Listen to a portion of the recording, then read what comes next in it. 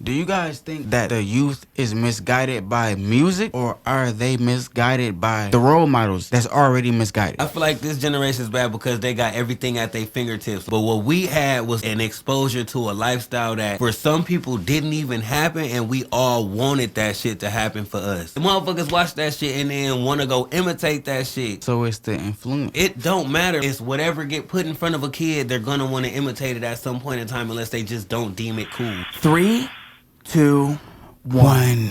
Hello and welcome to episode 54 of Ruse Radio. We are back at it again with two special guests. Could you please introduce yourselves? Bow. Who do we got here? You got your boy Lotu, you know what I'm saying? I changed my name to Ziggy, though. You know what I'm saying? It's Midwest Ziggy. It was Lotu, but now it's Midwest Ziggy. Oh, my God. Now, when you say that, are you saying that it's Midwest Ziggy, oh my God, or is it Midwest Ziggy? The people need to know. No, it's just Midwest Ziggy. All right, so Midwest Ziggy in his house. Who else do we have here? I go by Slade. We got Slade. Yeah, 116 Slade. That's right, in the Ruse too. So West Side Ziggy? Okay, all right. I'm going to get used to that. Midwest Ziggy. Midwest Ziggy. See, I already fucked it up. It took me that long. And then Midwest Ziggy, if somebody was just rolling up, they just heard about you, and they know nothing about you, what would you tell them? How would you describe yourself? I would describe myself as, it used to be Lotu, Lord of the Unhappy, but now it's Midwest Ziggy, because I feel like the Lotu thing, it kind of like brought a lot of bullshit to me. You know what I'm saying? And I want to try to portray more of a positive image and more of a positive thing. So we're going to change that from Lotu to Midwest Ziggy. How did it bring a lot of bullshit? You know how they say, like, speaking things into existence can happen? So I feel like me having the Lord of the Unhappy name, it brought an unhappy presence. You know what I'm saying? And it's crazy because ever since I changed my name from that, it's been like much happier. You know what I'm saying? Like, I've been more copacetic and having a better just outlook on life, period, since I changed my name. So I feel like I'm gonna stay with that. Yeah. For sure. Yeah. Yeah, I mean, it's almost like you attract the energy you're putting out, you know? You really do. It's like when you get a gun, you're gonna bring more people that got guns around you, bro. It doesn't seem like it's happening, but it does. Yeah. Like the universe. Yeah, it's the nature of the universe. Yeah. Yeah. It's wild. It's kind of wild. It's super wild, bro. I mean, I feel like that's a good reason to just be generally as positive as you can be when you think about things. And, you know, you don't want to think that negative shit because that's what's going to bring it there. Just in general. Yeah. That's interesting. You had a little spiritual awakening with the name. I had no idea. Yeah, wow. I did. I had a whole awakening, bro. Was there a moment when it just clicked, or was it like an overtime thing where the name kind of disconnected? Like, did you just realize it one day? Over time, bro. Actually, like, it happened to me all at once, but it's like over time I started to realize that I had to kind of be more positive in my thoughts. You know what I'm saying? Like, you have to be more positive in your thoughts for actual positive things to happen. You know what I'm saying? So I wouldn't say that it was just a necessarily one thing that happened, but it was like a whole, like, how do you word it? It's an accumulative thing. Like, things start to add up. It accumulated. Yeah. You know what I'm saying? It accumulated into a bunch of shit where I was like, all right, you got to sit down. You got to think about what's going wrong and what's going right and figure out what you're doing wrong and what you're doing right and figure this out, bro, because the decisions that you make really have consequences, bro. Mm-hmm. You know what I'm saying? And you got to really figure it out, bro. Yeah. And I think that's kind of something that comes with time and, you know, the consequences of your decisions and living with your decisions and things like that. It really kind of makes you realize what it is to learn from your mistakes and whatnot. And also, the world just throws some crazy things at you. You get some curveballs. The universe. Yeah. The universe. This is how it be. You'd be thinking everything's fine. Nah, they got you. Like, they just be coming with something crazy. You would think everything is fine. Yeah. I mean, in a way, how I have tried to, like, look at that is, like, you know, you got to look at everything as some sort of, like, you can't have a negative outlook on it in the sense that, like, oh, this is tragic. Like, it's sad that these things happen. It's got to mean something organic. Like, you have to be able to produce something out of that in order to just move on and live as a human. Like, it's the only way. And so, I mean, you got to learn from those things. Like, oh, something super shitty happened, but what does that mean to me? Why do I feel this way? As soon as you start to look at things that way, it becomes a little less murky, because it's just so murky. The universe is a murky place. So I just try to think of it as like it's trying to teach me lessons, because otherwise I'm real confused. It's just So do you feel like when you don't learn the lessons from the universe, do you feel like it claps back at you? I think so, in a way. Yeah, because like but in a way, in ignorance trouble? is bliss, right? It's kind of nice to not learn the lessons, and then you just kind of get to cruise. So you might not even realize the universe is coming at you if you're not looking for it. So I don't know. I don't know if there is a good answer. I say that ignorance is bliss all the time because, like, if the universe is, like, traveling at this fast speed, you know what I'm saying? If you don't necessarily know what's going on, maybe that might be a good thing for you.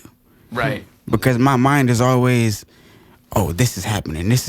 That's why I don't watch the news. It's like, just let that shit happen type. Just let it happen. Yeah. That's why I don't watch the news, because I feel like my mind is already apprehended by so many things.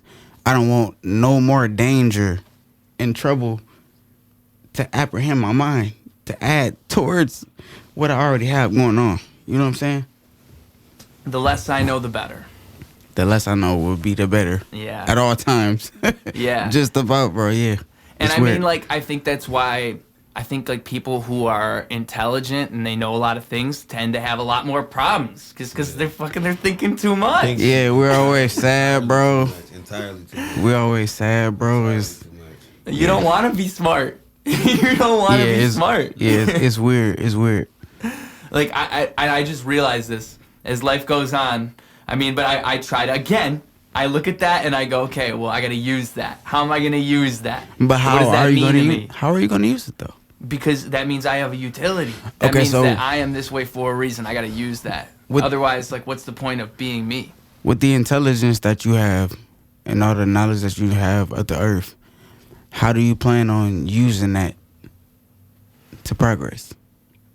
That's a question that I want to ask a lot of people that I know that, like, you know what I'm saying, we plan on taking this entrepreneur route, and you want to do this and you want to do that. How do you plan on channeling your intelligence into something else?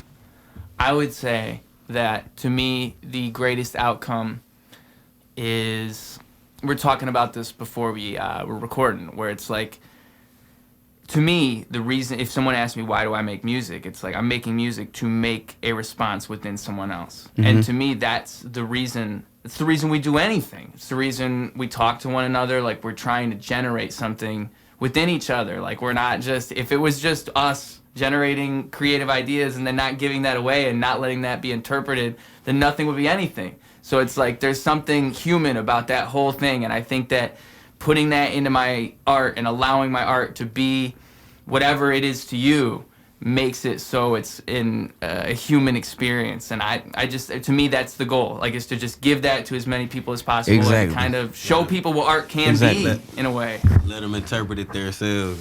Yeah. Art should be bigger than the artist.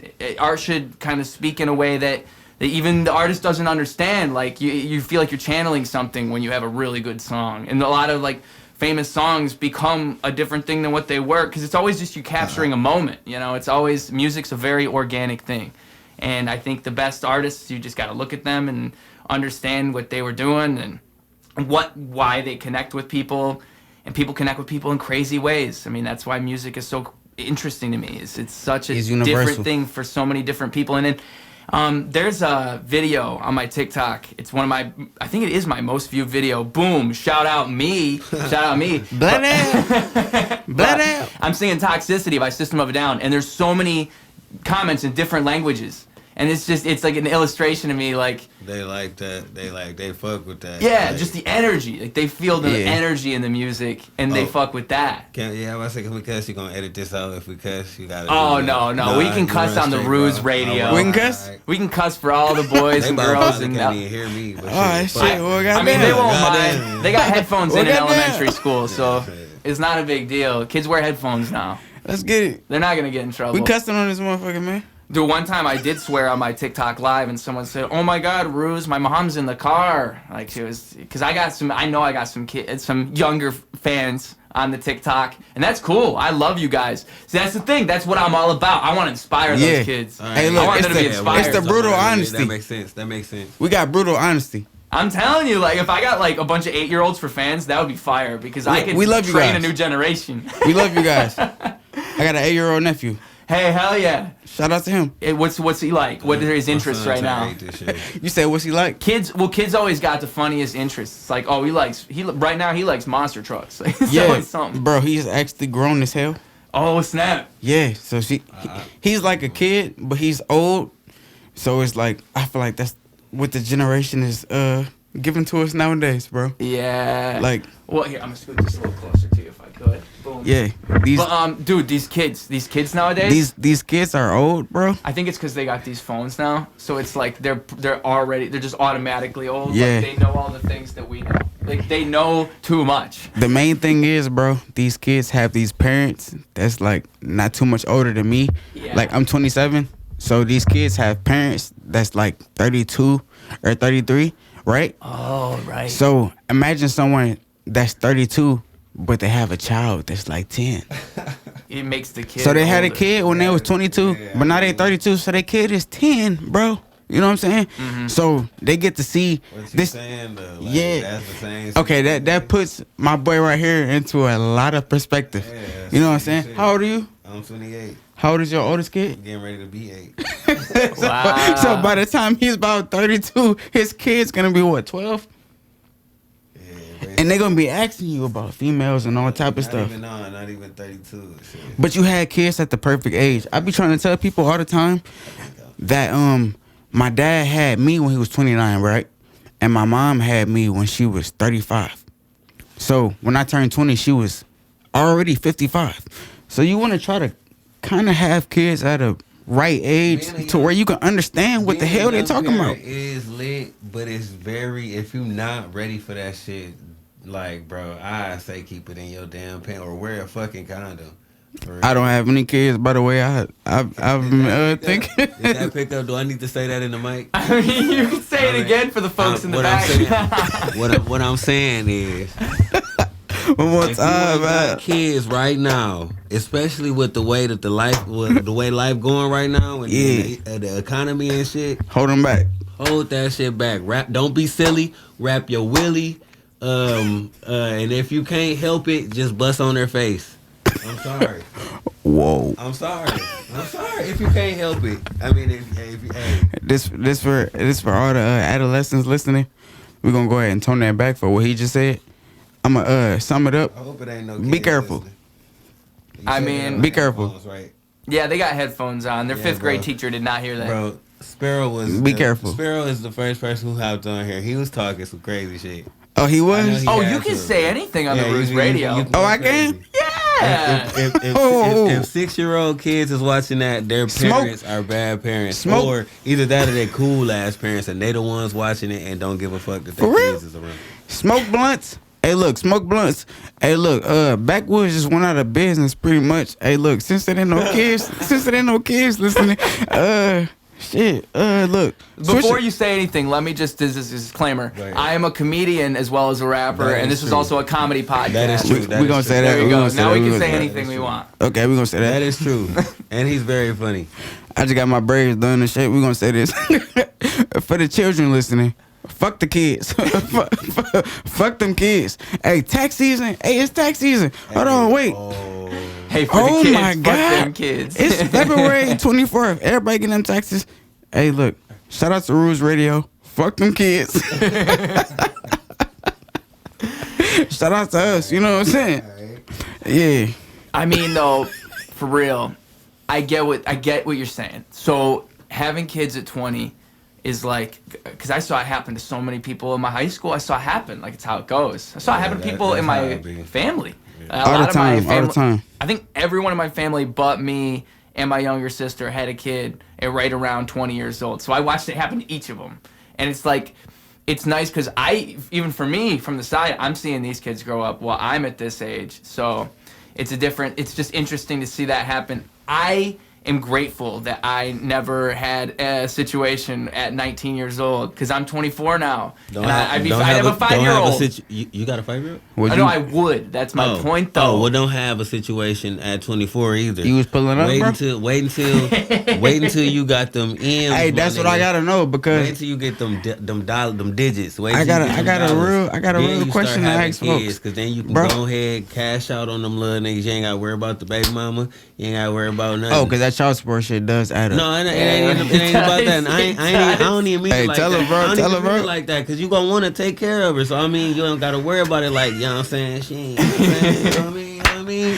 Hey, you just gonna want to. I like how baby mama did go straight to child support though. Yeah, that's this man. Hey, yeah. Get put on child support. You know what I'm saying? Lucky me. You know what I'm saying? Thank you. You know what I'm saying? I got a cool ass baby mama. But what I'm saying, hey, she is cool. I seen her earlier. Yeah, bro. So what I'm saying is though that having kids is not all that it's cracked up to be. Like, a lot of people do it like nowadays because they see shit like on YouTube or they just fast in the ass. Just hold off, man. Get the money.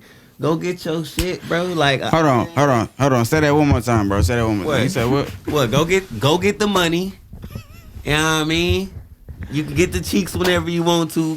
Don't be silly. Wrap your willy. We could digress on this because I mean these kids already should know. It's 2023. You know what I'm saying? There's a lot going on. So it's a lot going on, man. I think we should popularize the term "don't fast that ass." Don't fast that ass. I like that too. Oh my God. That can go all kind of ways. Hey, Ruse. Don't fast that ass, man. Don't fast that ass, kids. And we could like go to schools and say that to them, like, don't fast that ass. That's our message to the kids. I'm not going to no school speaking to no kids.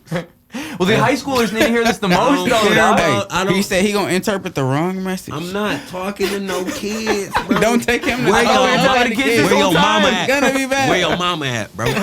Where your mom's at? Where the fuck your mom's at? Where your TTs and them, bro? I don't hope mom's watching the podcast, to be honest with you. I mean, hopefully. I hope mom's down, too. I hope we're all watching. Where the fuck your mom? Let's get the whole family in the living room for this. Hopefully. Honestly, we got a cat in here. That's gonna attract some children. Yeah, my boy Lavender. And we haven't mentioned that yet. So for the people watching the podcast on video, they see this. They're like, "Oh my God, there's a cat in the room." It's a kitty cat, man. Now, could you tell us a little bit about Lavender? It's my boy, man. I hadn't had him since about early January. And he been rolling with me ever since, for real. I be taking him with me on like little missions. That's my little mission cat. It's my son, man. This my fourth son. When he go on what's that shit called? Instacart. When he go on Instacart, the cat be putting the shit in the cart. You feel me? He just handle the receipts. He's that smart. He handle the receipts, and the cat handle all the groceries. Oh, so dude, cat's pulling all the weight. I'm talking about like the cat on the phone, like grab some chickpeas, like, you know, when you do I had him watching Sonic. He's smart as all get out. Like, no cap. He probably could solve some math. Cause sometimes when you do Instacart and Shipped, you gotta substitute what you doing. Right. So they can say, grab me some yellow potatoes, and sometimes you gotta get red. Sometimes they say, give me some yellow potatoes. Grab me some yellow potatoes. But instead of that, sometimes they say, hey, you know what I'm saying? The yellow potatoes not in stock, so you gotta grab the red potatoes. But the red potatoes are a little bit more soft. So you grab the yellow potatoes instead. You feel me? They said get the red potatoes because they more soft. We said fuck that. And we got the yellow ones instead. Bold choice. That's what I'm saying. Because when my granny talked to me back in the day, she said, do what the fuck you supposed to do. And my mind tells me to get red potatoes. You gotta move different. Word to G-Ma. You gotta move different, bro. Word to G-Ma. You know what I'm saying? You gotta move like different. It's like playing chess or checkers. When you think somebody finna do the white piece, you put the black one there. Yeah. And when they think you finna do the black one, you put the white one in there. like, oh shit, you know what I'm saying? Whoosh. Yeah. Yeah, you know what I'm saying? It's like that thing, never let them know your next move. And know? I just made some goulash the other day. The other day. Is that you moving different? Is that what that is? That's me moving different because Yeah. I was supposed to make spaghetti, but then I made goulash. That's moving different. Oh, you were thinking differently that day. Oh my God. You had an idea. Yeah, no cap. Yeah. Hey, Ruse, Tell me. subscribe to his shit right now. Are you talking to them? I'm talking to the people. Subscribe to my boy's shit, man. Listen, people, you heard him. Tell them why. Where should I look? Right here. I want to be serious. This bad boy right here. there? That's the one.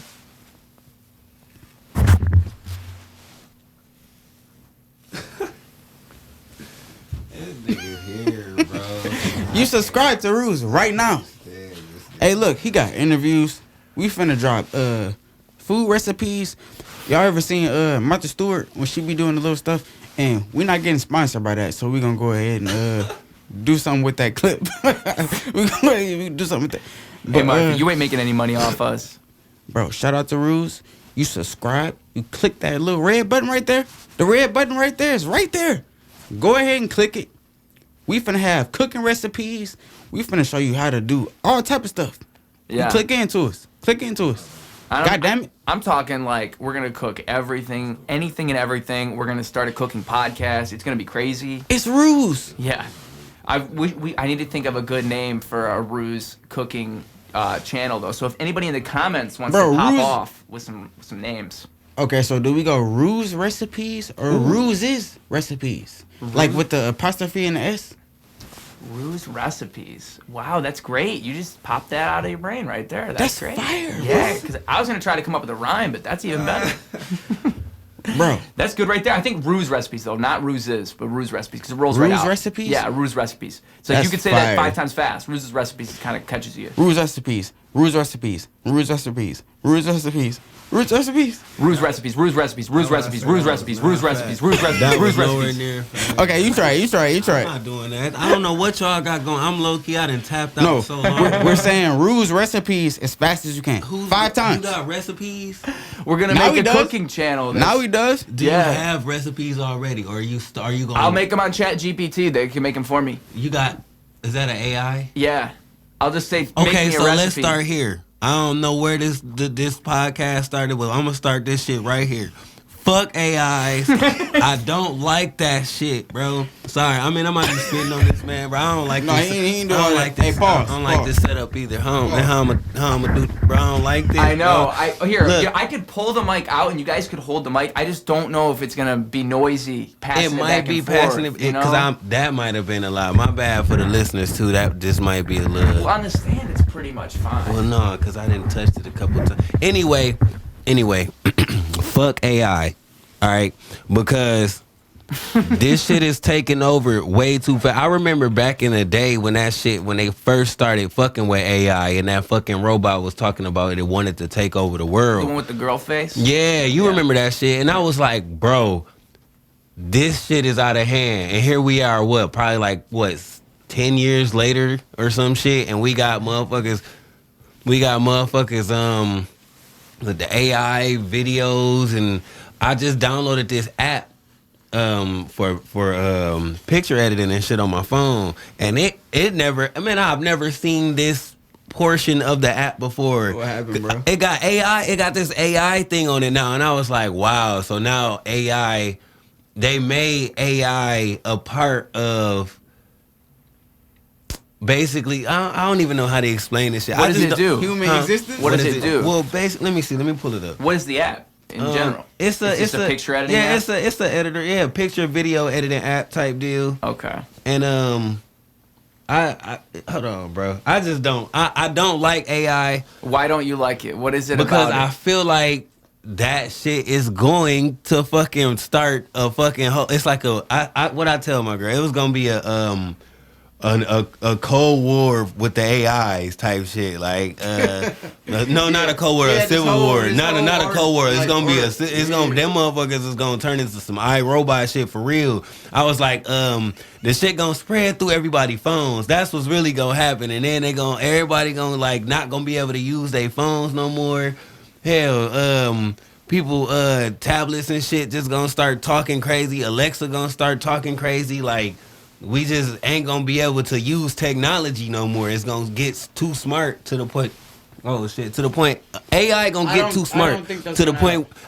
AI gonna get too smart to the point it's gonna take over everybody's shit. That's what I feel like. In the next 10 years, that shit gonna get fucking wicked, and I don't fuck with that shit. He is basically saying that robots are gonna take over the existence of human power. No, not technically a human power of technology power. Like, we ain't gonna be able to have a lot of, like, our use of technology is gonna be like, we gonna have to listeners. We gonna have to answer to them motherfuckers. Robots aren't gonna take over our fucking existence. Bro, you go to Japan. You go to Japan. Look, you go to Japan. It's a robot that runs. You go to Japan and they little subway stations and shit. It's a robot that runs an entire fucking. Granted, somebody had to program this robot. But this robot runs the entire fucking little cafe or whatever. He's making a great point. Like, it runs the entire cafe. So if one little robot can run an entire cafe, like, think about over time.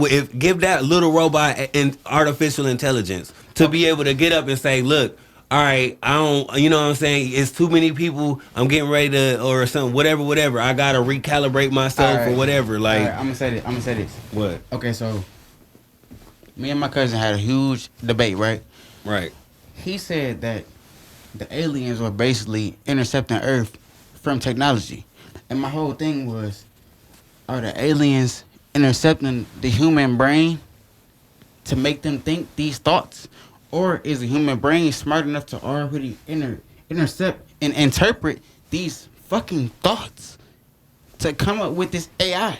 Because it's not aliens. At the end of the day, it's actual humans with these goddamn fingers and these fingerprints that we have that's creating the AI. Yeah, so our aliens. That's true. But the fingers that created this little being gave it a certain amount of intelligence to let it create something on its own. That's what's fucked up. Not fucked up, but that's what's crazy about it. So, okay. The people. Okay, so look, no. So look, listen. You make a robot. You make a robot, right? You make a robot. The people. Right? You make a robot. Matter of fact, you make a computer. I don't know laws against it. No, fuck that shit. You make a computer, right? You make a computer, but that's just a computer, right? Yeah. You make a computer that has artificial intelligence, and you program it to do one thing, and who made it? You did. Me. Right, but you come back the next day and it tell you something that you don't even know about. The aliens are tapping into our brains to give us the intelligence to interpret these things. Because how do you think, who is it? Bill Gates? Bill Gates, right? I don't know. Where are you going with this? An explosion happened in Boston, right? You don't know about it. I was finna say the Big Bang Theory. An explosion happened in Boston. You don't know about it, right? You don't know about it. Shout out to Sheldon. Shout out Sheldon Cooper, Bazinga. Wait, who was the other guy? Who was the Arab dude? Cause that's my boy. I think Arab dude cuts it. I think they'll know who you're talking about. They will know. They will know what I'm talking about. Damn. Sheldon and who else? Wallowitz. No, Wallowitz was the guy with the Austin Powers cut. Where you going, bro? Sit down, bro. It was Sheldon, Wallowitz. Who was the Arab guy from Big Bang Theory?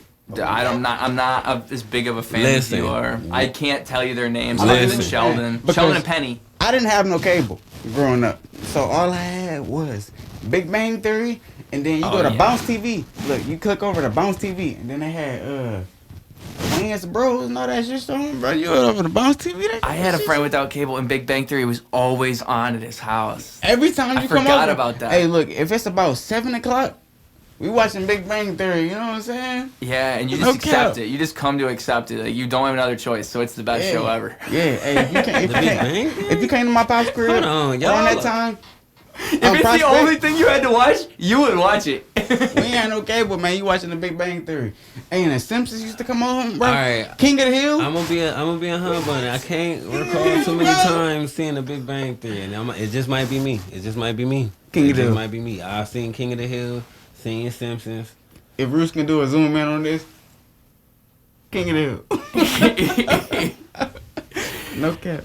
I want to circle back though with the AI thing. Right. This is what my take is on it so far, because it's kind of wild. Like I've been following Midjourney for a minute, and that's an AI image generator, and that's gotten better and better over time. The first one that really came around, to my knowledge, is what is it called? It's Stable Diffusion, and then Midjourney, and then there's also Dolly, which is a lot of people are familiar with. So this is what I want to know though: is it getting better because people are adding to it, or is it getting better because it's doing it on its own? Because that's where my mind is going with it. Because if it's doing it on its own, shut your ass up. If it's doing it on its own. That's what I was deflecting on his end. Like I got what he was trying to say, but the fact that I created this, and now I created this on a Tuesday. Yeah. Right, and I created it to bake a cake. Right. But I threw an AI in it and come back next Wednesday and it tell me about the Easy Bake Oven or the actual oven from the crib. I mean, I used the actual oven. You know what I mean? The Easy Bake broke, but you know what I mean. Okay. The light broke or the oven broke? Chill out, Nick. Chill out, bro. You throwing me off, bro. And I don't like that shit, bro. He asked me a legit question. I'm trying to get that shit off. I got my cat. Baking a cake. I got my pussy in my lap. You can't be doing me like the this. The pussy's trying bro. to come to me, man. I mean, if you want, I was just trying to keep him contained because he said he don't want him crawling around. See, he's gonna keep going. That's Yeah, you know he's what I mean? the man for that cat. So. I appreciate. He's the man for the cat. I He's the man appreciate for the that cat. Alien man. He's just been handling the cat for the last months. He's been doing this for months. He knows what he's doing. Yeah. He handles the pussy. So yeah. So we got a pussy handler in the Ruse too. Y'all, the professional pussy handler. But anyway. Baking a cake, AI is baking a cake. Yeah, you bake a motherfucking cake. You have an AI and teach that motherfucker to bake a cake. You know what I'm saying? Wednesday. By next Wednesday, say in between that time a fire happened and you don't know about it. You come back to ask that motherfucker about a cake and they be like, yeah, so did you know about this fire that happened in Boston? And you like, but this cake though. And it's like, yeah, and I learned 42 different languages overnight. Okay, so the question is, am I thinking about the cake or am I thinking about my family? No, what's happening? Okay, let me put this into a broader perspective. The cake or my family? Recently they've been doing this thing and Yama and Morgan got me hip to it. They asking for people to do like take pickle. You good? Take pictures. Shout out to and video footage of stuff like just random stuff around the crib, and they feeding it to an AI. Now, what does that AI need that information for? For the random people who don't know what that is, man, it's a great thing to capture B-roll for your video. We're gonna go ahead and call this B-roll. It's random things that you capture in the background. Bro. It's a great filler for your videos. What is AI? No, B-roll. B-roll is, say we're shooting a video right here with us two. You know what I'm saying? If it's just me and you, B-roll would be you taking the camera and getting a shot of the headphones. And then you get a shot of Richard holding the, you know what I'm saying? Holding the cat. And then you get my shoes. Then you get your shoes. And then you go outside and get a video of the TV. And then you get the computer. All of that shit is B-roll. Sir, for future reference, for everybody that's shooting videos, I want you to know that B-roll is a huge, huge contributor to whatever the hell you're trying to do. Well, just editing in general. Like, I mean, B-roll is like, what I've learned is B-roll is like, to me, it made sense. Like, when you're editing things and when you're filming things, just think about what you're doing while you're doing it. Like, if I were watching a video, would I want to see just one shot, or would I want to see the cameras moving around and doing it? Like, for a podcast, this we don't need B-roll because it's cool. Or like when I've been posting these recent TikToks where I'll just film one thing with my camera, even then, I make sure there's motion in the video. It's zooming out the whole time, because if it was just one still shot, that would not keep people around. So the B-roll is different? like to stimulate the brain, like, oh, we're seeing a different shot now. It's a different shot. It just makes you feel like there's more going on, especially when the B-roll connects. Like with 60 seconds, B-roll was essential. So yeah, B-roll is definitely where it's at. But it just depends what you're doing. It always depends what you're doing. I got a question. Do you have to really, really think hard between the 60 seconds and the Instagram clips that you post and like the Facebook posts? How hard do you have to think between those different things that you're doing? Well, when you're talking about or do the you posts, just go? Are you talking about just any post in general? Okay, so to make it a summary, do you just... Okay, so say it's 6:30 on a Tuesday, right? Right. Do you say, I'm going to post to my Instagram, my Twitter, my Facebook, and my Snapchat all at 7:30?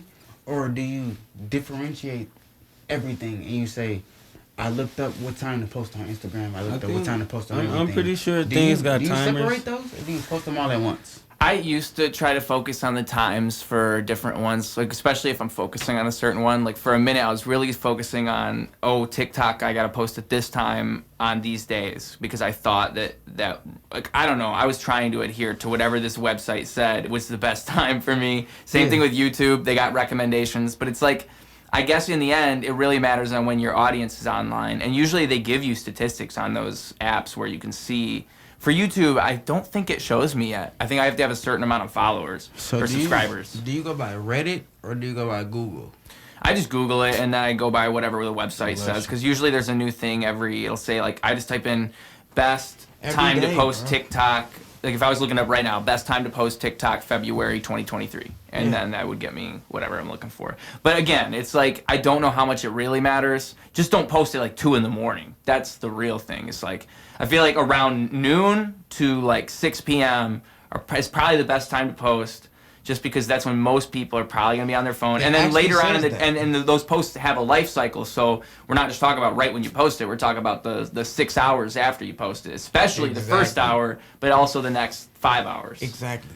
So if you post it at noon, that's from like noon to 6. All those people might see it, but especially the noon to 1. So it just depends, I guess. I mean, I'm not... Supposedly. And the problem is with that whole thing is the people who give you advice on that type of shit, I feel like they're the same type of people who would just act like they know. Like, they would just go, this is what you need to do to be successful on TikTok. But they don't got like 5 accounts with 10 million It followers. gets They're just weird. saying this is how you... Anybody could say that. I could go out and anybody. say, Yeah, this it is gets how you weird. get successful on TikTok, and I could act like I'm a TikTok guru. And people Exactly. would just follow me, and they would just take it for the truth. They'd be like, oh, this guy knows his shit. That shit gets weird. So you can't trust those people is what I'm saying. Like, they're going to say that you should do this, but who really knows? Who really knows what the proper way to do social media is? I think Mr. Beast is great because he switched it up on everybody, and now people imitate him because he's mastered his formula so well. I don't know how familiar you are with Mr. Beast's content, but that dude's got it down to a science. Yeah, I actually am very, very, like, very, very in tune with Mr. B shit. Because it's like he does this weird thing, bro, where it's like he knows the algorithm. Yeah.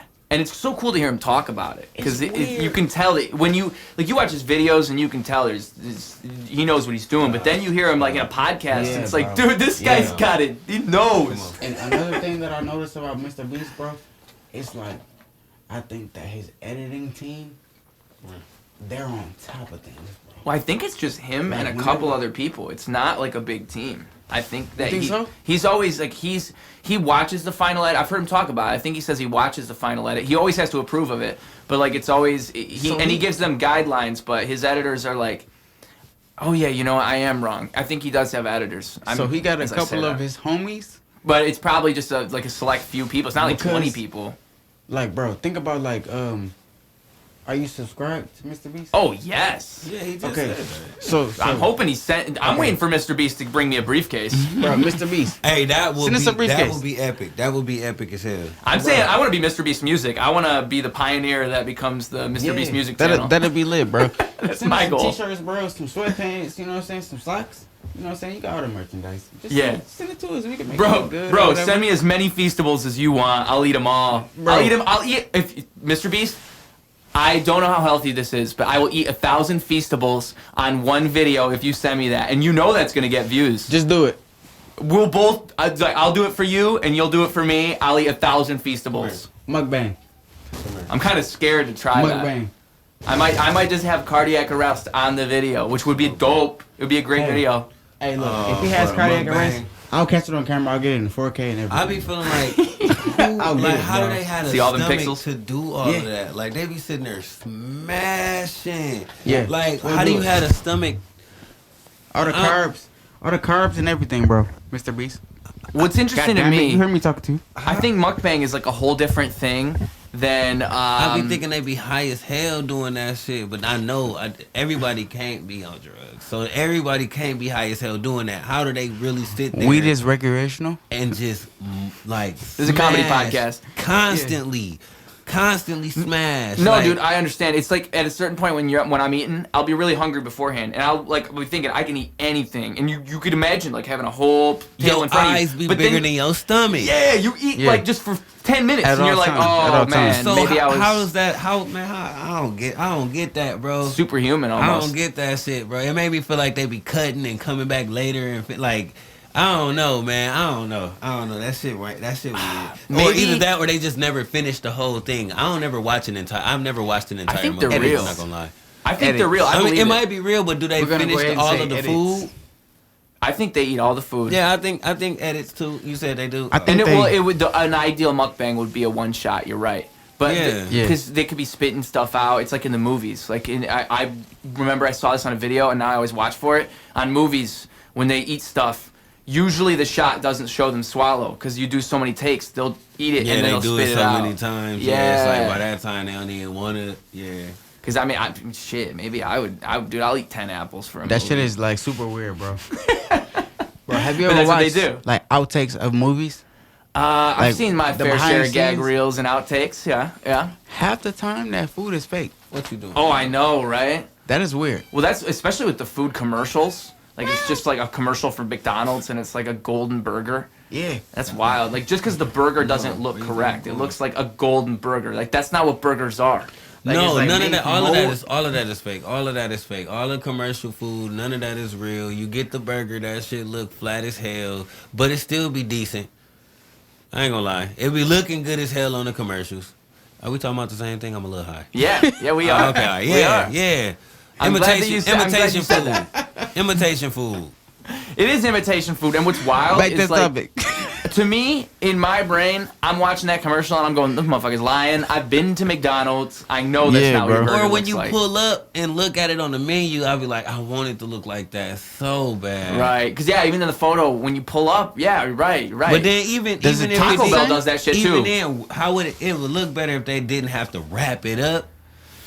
Like you know when they put it in a taste wrapper. the same? What does what taste the same? Okay, As so the when commercial? Yeah. How would you know what the commercial tastes like? It might not look the same, but does it taste the same? No, I don't think so As at the all. co- Because when you're watching the commercial, you're thinking that looks delicious, and then you eat it and you're like, yeah, this is Oh very. no, it this is a definitely mid don't. burger It right here. definitely don't hit expectation, but the same. But come on now, at least it looked like it tastes though. In Yeah. reality, you get a double cheeseburger. It tastes like it looked like. It tastes like imitation meat. Like it don't look like. Yeah, I rarely go to. I worked at McDonald's for a while. I try to rarely eat fast food anymore. I'll make You exceptions did? for Taco Bell, a couple other places. How was But, your like, experience at McDonald's? working It's there? my first job, so it was like I was the best drive-through like back cash person ever because I could talk super fast. So I would read back your order like I was an auctioneer. You and got also, that. You got that. dude, I would got work that window voice. like no thing. It was easy. You got that voice. Oh yeah, I dig can it. read fast too. I'd be like, you got a double whopper, you know. Bro, because I've heard that the first job that a lot of people have is McDonald's. Yeah, it's common. It's a lot of. That's why you see so much turnover there because it's all freaking teenagers, dog. It is. Yeah. My first job was Walmart. Oh, I bet that's another big one though. Yeah. I bet it is. Walmart. Walmart sounds interesting. I tried How to was work. Walmart? I tried to work at Target, bro, because I thought it was like High School Musical. Because it was my first job getting out of high school, bro. You know what I'm saying? So I thought, you know what I'm saying, I'm going to go to Target and it's going to be like this whole shebang. Yeah. But They had your ass on stock, didn't they? no. Where was you was on the cash? I would have gladly, Shout out to Target. I would have gladly accepted you guys to stock market. I would have gladly accepted. Stock market. Stock market. What? You got that. We gonna rewind that back. You got that. Yeah, we gonna rewind that back. Yeah. I would have accepted Target stock. Yeah. Because I would have been a stalker for Target and shit. Like, no, stock market. I wanna know what Kelly Blue Book doing. Because I got the stocks on my phone. Bro, anybody that got Apple, you got stocks on your phone. I'm dead as hell. So already got one of Cash App now. Easy. Cash App, you can buy Yeah, stocks. Cash on. You right. And Bitcoin. How do we feel in about here, Venmo? Did anybody in here own Bitcoin? I'm not a Venmo fan, but I Yeah, do have some Bitcoin. I got a lot of Doge, not gonna lie. You got a lot of Doge. Can you send me any? What? You just want me to Dogecoin. send you Doge for what?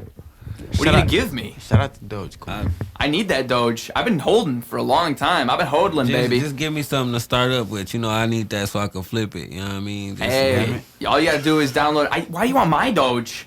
You 'Cause can I go don't buy have- some Doge. Go get your own Doge. I tried to get a little small come up. I ain't gonna lie. I mean, hey, I don't blame you. Free Doge. So we was in Atlanta. No, we was on our way to Florida last year. No, Florida, goddamn, Texas for South by Southwest. And why when we was on the way out there, it was this sign that said free NFT, Ooh. right? So you roll up like, are there free NFTs That's a here? gimmick. That's Yeah, a free gimmick. NFTs. That's a gimmick, So bro. we took a picture of it, thinking it was a free NFT. Oh, maybe that is what it was. No, it was just a fucking billboard. But what does it even mean? There was no meaning to it. It just said free NFT. Like, bro, we was all taking pictures of it like, oh shit, oh cool. Nothing. I mean, in that way, it's almost like an art piece, you know? Yeah, that's what I thought. It was a fucking art exhibit. But then I thought to myself, like, how would we have benefited from a picture of this?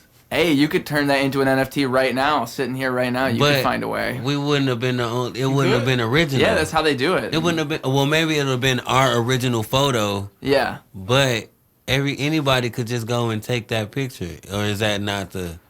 Well, I don't get that shit. I I don't don't- get that shit either. I ain't even gonna lie to you. I'm quite ignorant, but I do like to hear about it. NFTs are confusing to me. The best way that they make sense to me is if you're offering, because it's about long-term value. If I own your NFT, what do I get for it? What do I get long-term for it? by Right. holding it? But- so it's like not only am I buying the NFT with the hopes that maybe the value will go up and maybe I can sell it later on, but also what do I get by holding it? And the value for creators I know is that you make money every time someone sells your NFT.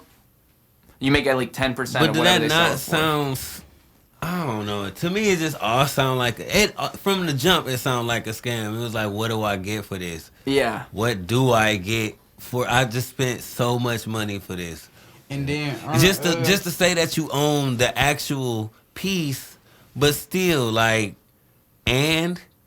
what is that a flex on? Like I don't know. Well, there's a lot of scam NFTs too. But That are literally just a photo. But that's even Aren't they worse. going And out of business? that's what make it even worse. It's already a scam, and then on top of that, it's a scam for a scam. Like it's like you just bought a picture that anybody can get. Yes, you can own the right to it. One of one. Yes, whatever. But you can't do shit with it. Like you can't. They're going out of business. We're gonna go ahead and say that. Man, I don't know. NFTs are I don't going know. out of business. I don't know. Shout out to everybody who got off on them NFTs. I At the wish time- I would have got a time- piece of that cake. I swear to God, just like the PPP loan.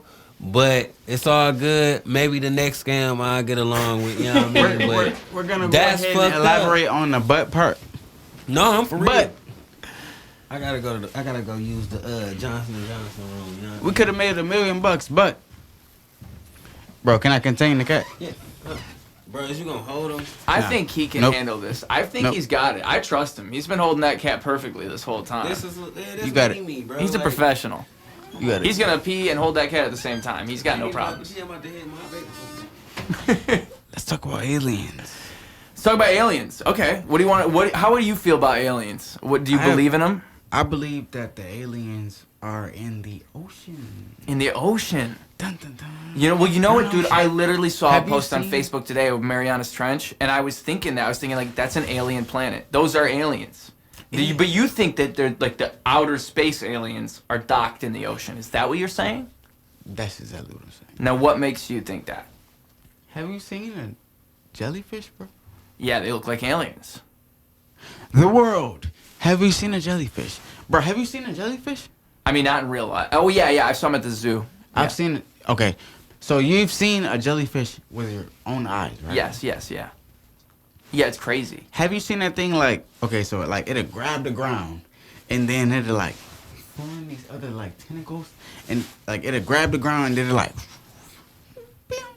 Like it extends outward? Like it makes another tentacle? Like it breaks off, you're saying? What is that though? Is it breaking off? What does that sound? That's, bro, it's the sound of a jellyfish. Bro, okay, so like take your arm, right? Okay. Your arm will do this and then like it'll grab the ground and then it'll like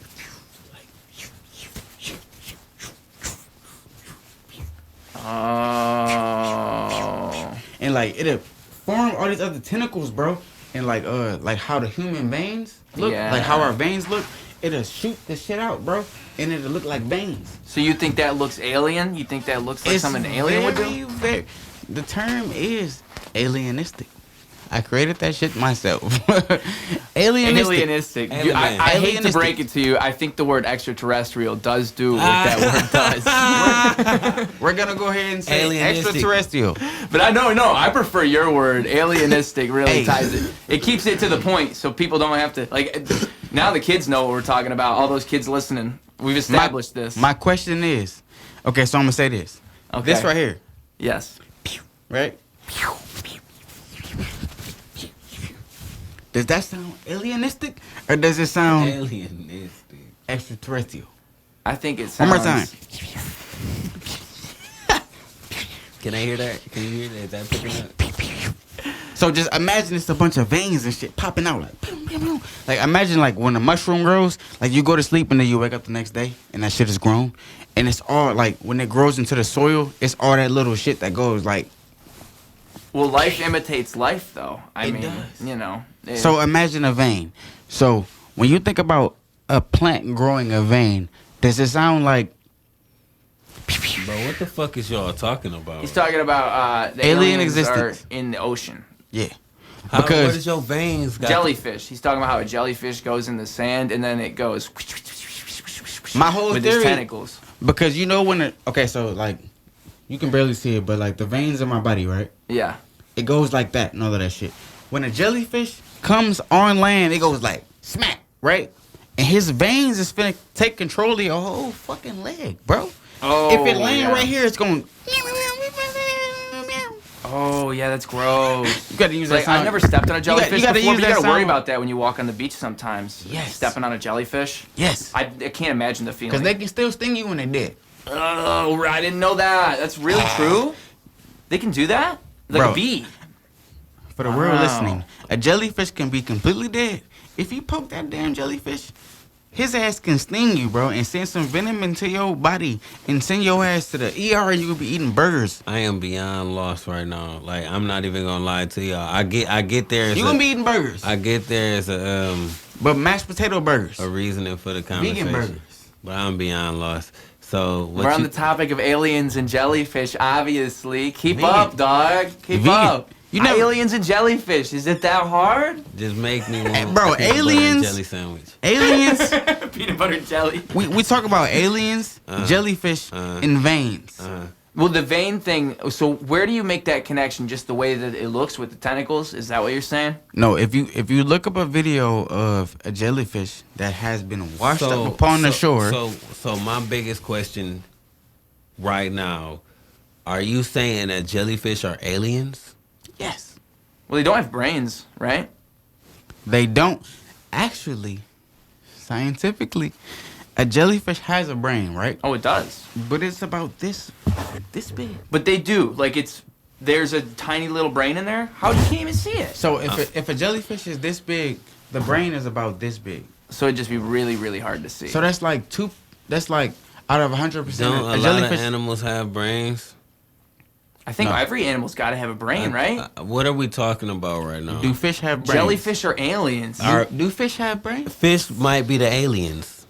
That's I think what we're getting at here. That's what I'm getting to in the first place. That's where we're getting to. Which one? The ones that have brains or the ones that don't have brains? Could be all of them, but the ones that don't have brains are incredibly suspect, don't you think? We've all seen SpongeBob, right? We've all seen the SpongeBob. ones that have brains just means they can think and bro. What about a dolphin? Have you Dolphins are really smart. They're supposed to be smarter than humans. Bro, they can jump like 10 feet out of the water. And they communicate with each other through like the different tones they make, and they do crazy things. Yeah, bro. Like they're very intelligent creatures. Am I throwing logic in this? Am I doing the wrong thing here? Hey man, you're doing the same thing as me. Like I like it because he's got this chaotic energy going on, and I'm just like I feel like I'm getting something out of this. This is good. I'm learning about it, and I think he's onto something too. I really think so. With this whole idea of aliens being in the ocean. I do. Listen, I know. Have you seen Lightfish? Not explored. We have not explored no more than 25% of the. What is it? Wait, I don't want to get my statistics wrong because Joe Rogan will be on my ass. But shout out to Joe Rogan. Shout out Joe Rogan. We ain't explored too much of that. You know what I mean? So, I don't want to just sit here and say that there is no aliens, but I just know there's no no credible backing to show that there's other life forms that can create something as big as anything that we can create that's living on Earth. They exist. Bro, they exist. Bro, it's like thousands of meters into the Earth's core damn near, right?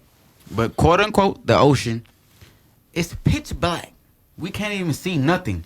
Bro, it's creatures in the Earth's core. But do they got smartphones? They have. No. Wait. Do they got smartphones? Do they got Wi-Fi? Do they got airplanes that fly? Oh, no, they can't because they're underground. I don't want to hear that shit, bro. It ain't. Do fish have smartphones? Like, bro, jellyfish have an iPhone? But okay, you talking about aliens like these are something that came to Earth like on a ship or something.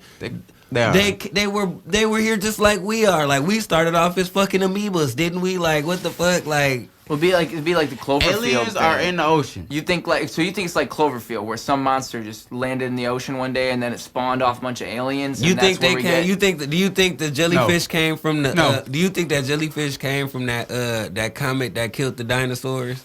No. Then where did they came? Where did they come from? That'd be a cool theory. I kind of like that. Are they our own aliens? Are they aliens of Earth that we just don't? Bro. What are you saying? Yeah, bro? like, I really want to get to the bottom of this. We're gonna get to the bottom of this right now. The bottom of the ocean. I got two things. Hey, man.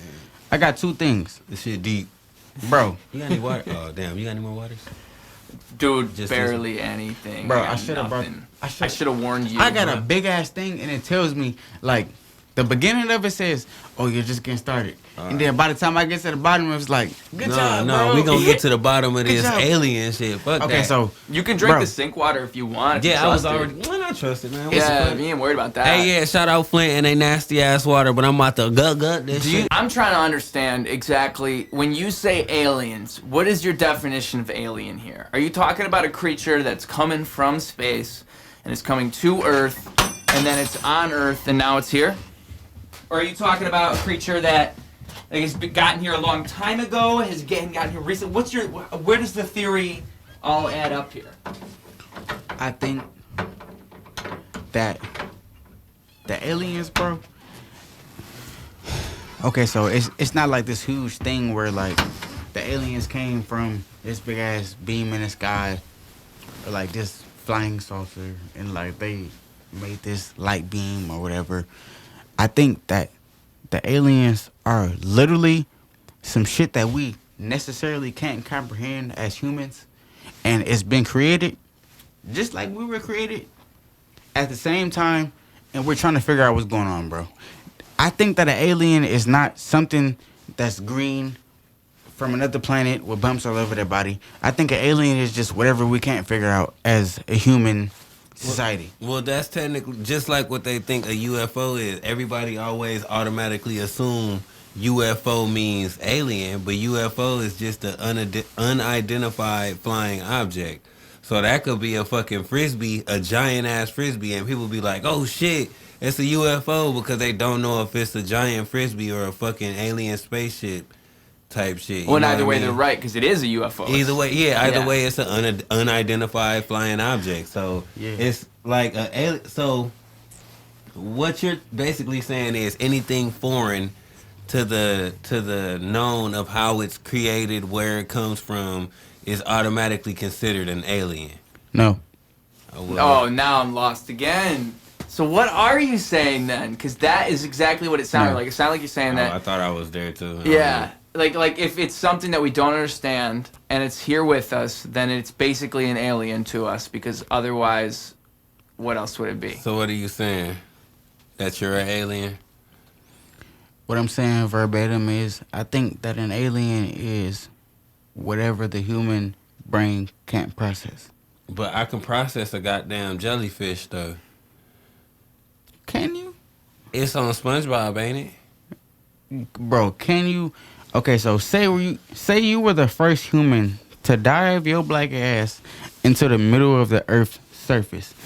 And it's completely black. And I seen a school of fish. No, it's completely black around you, right? Right.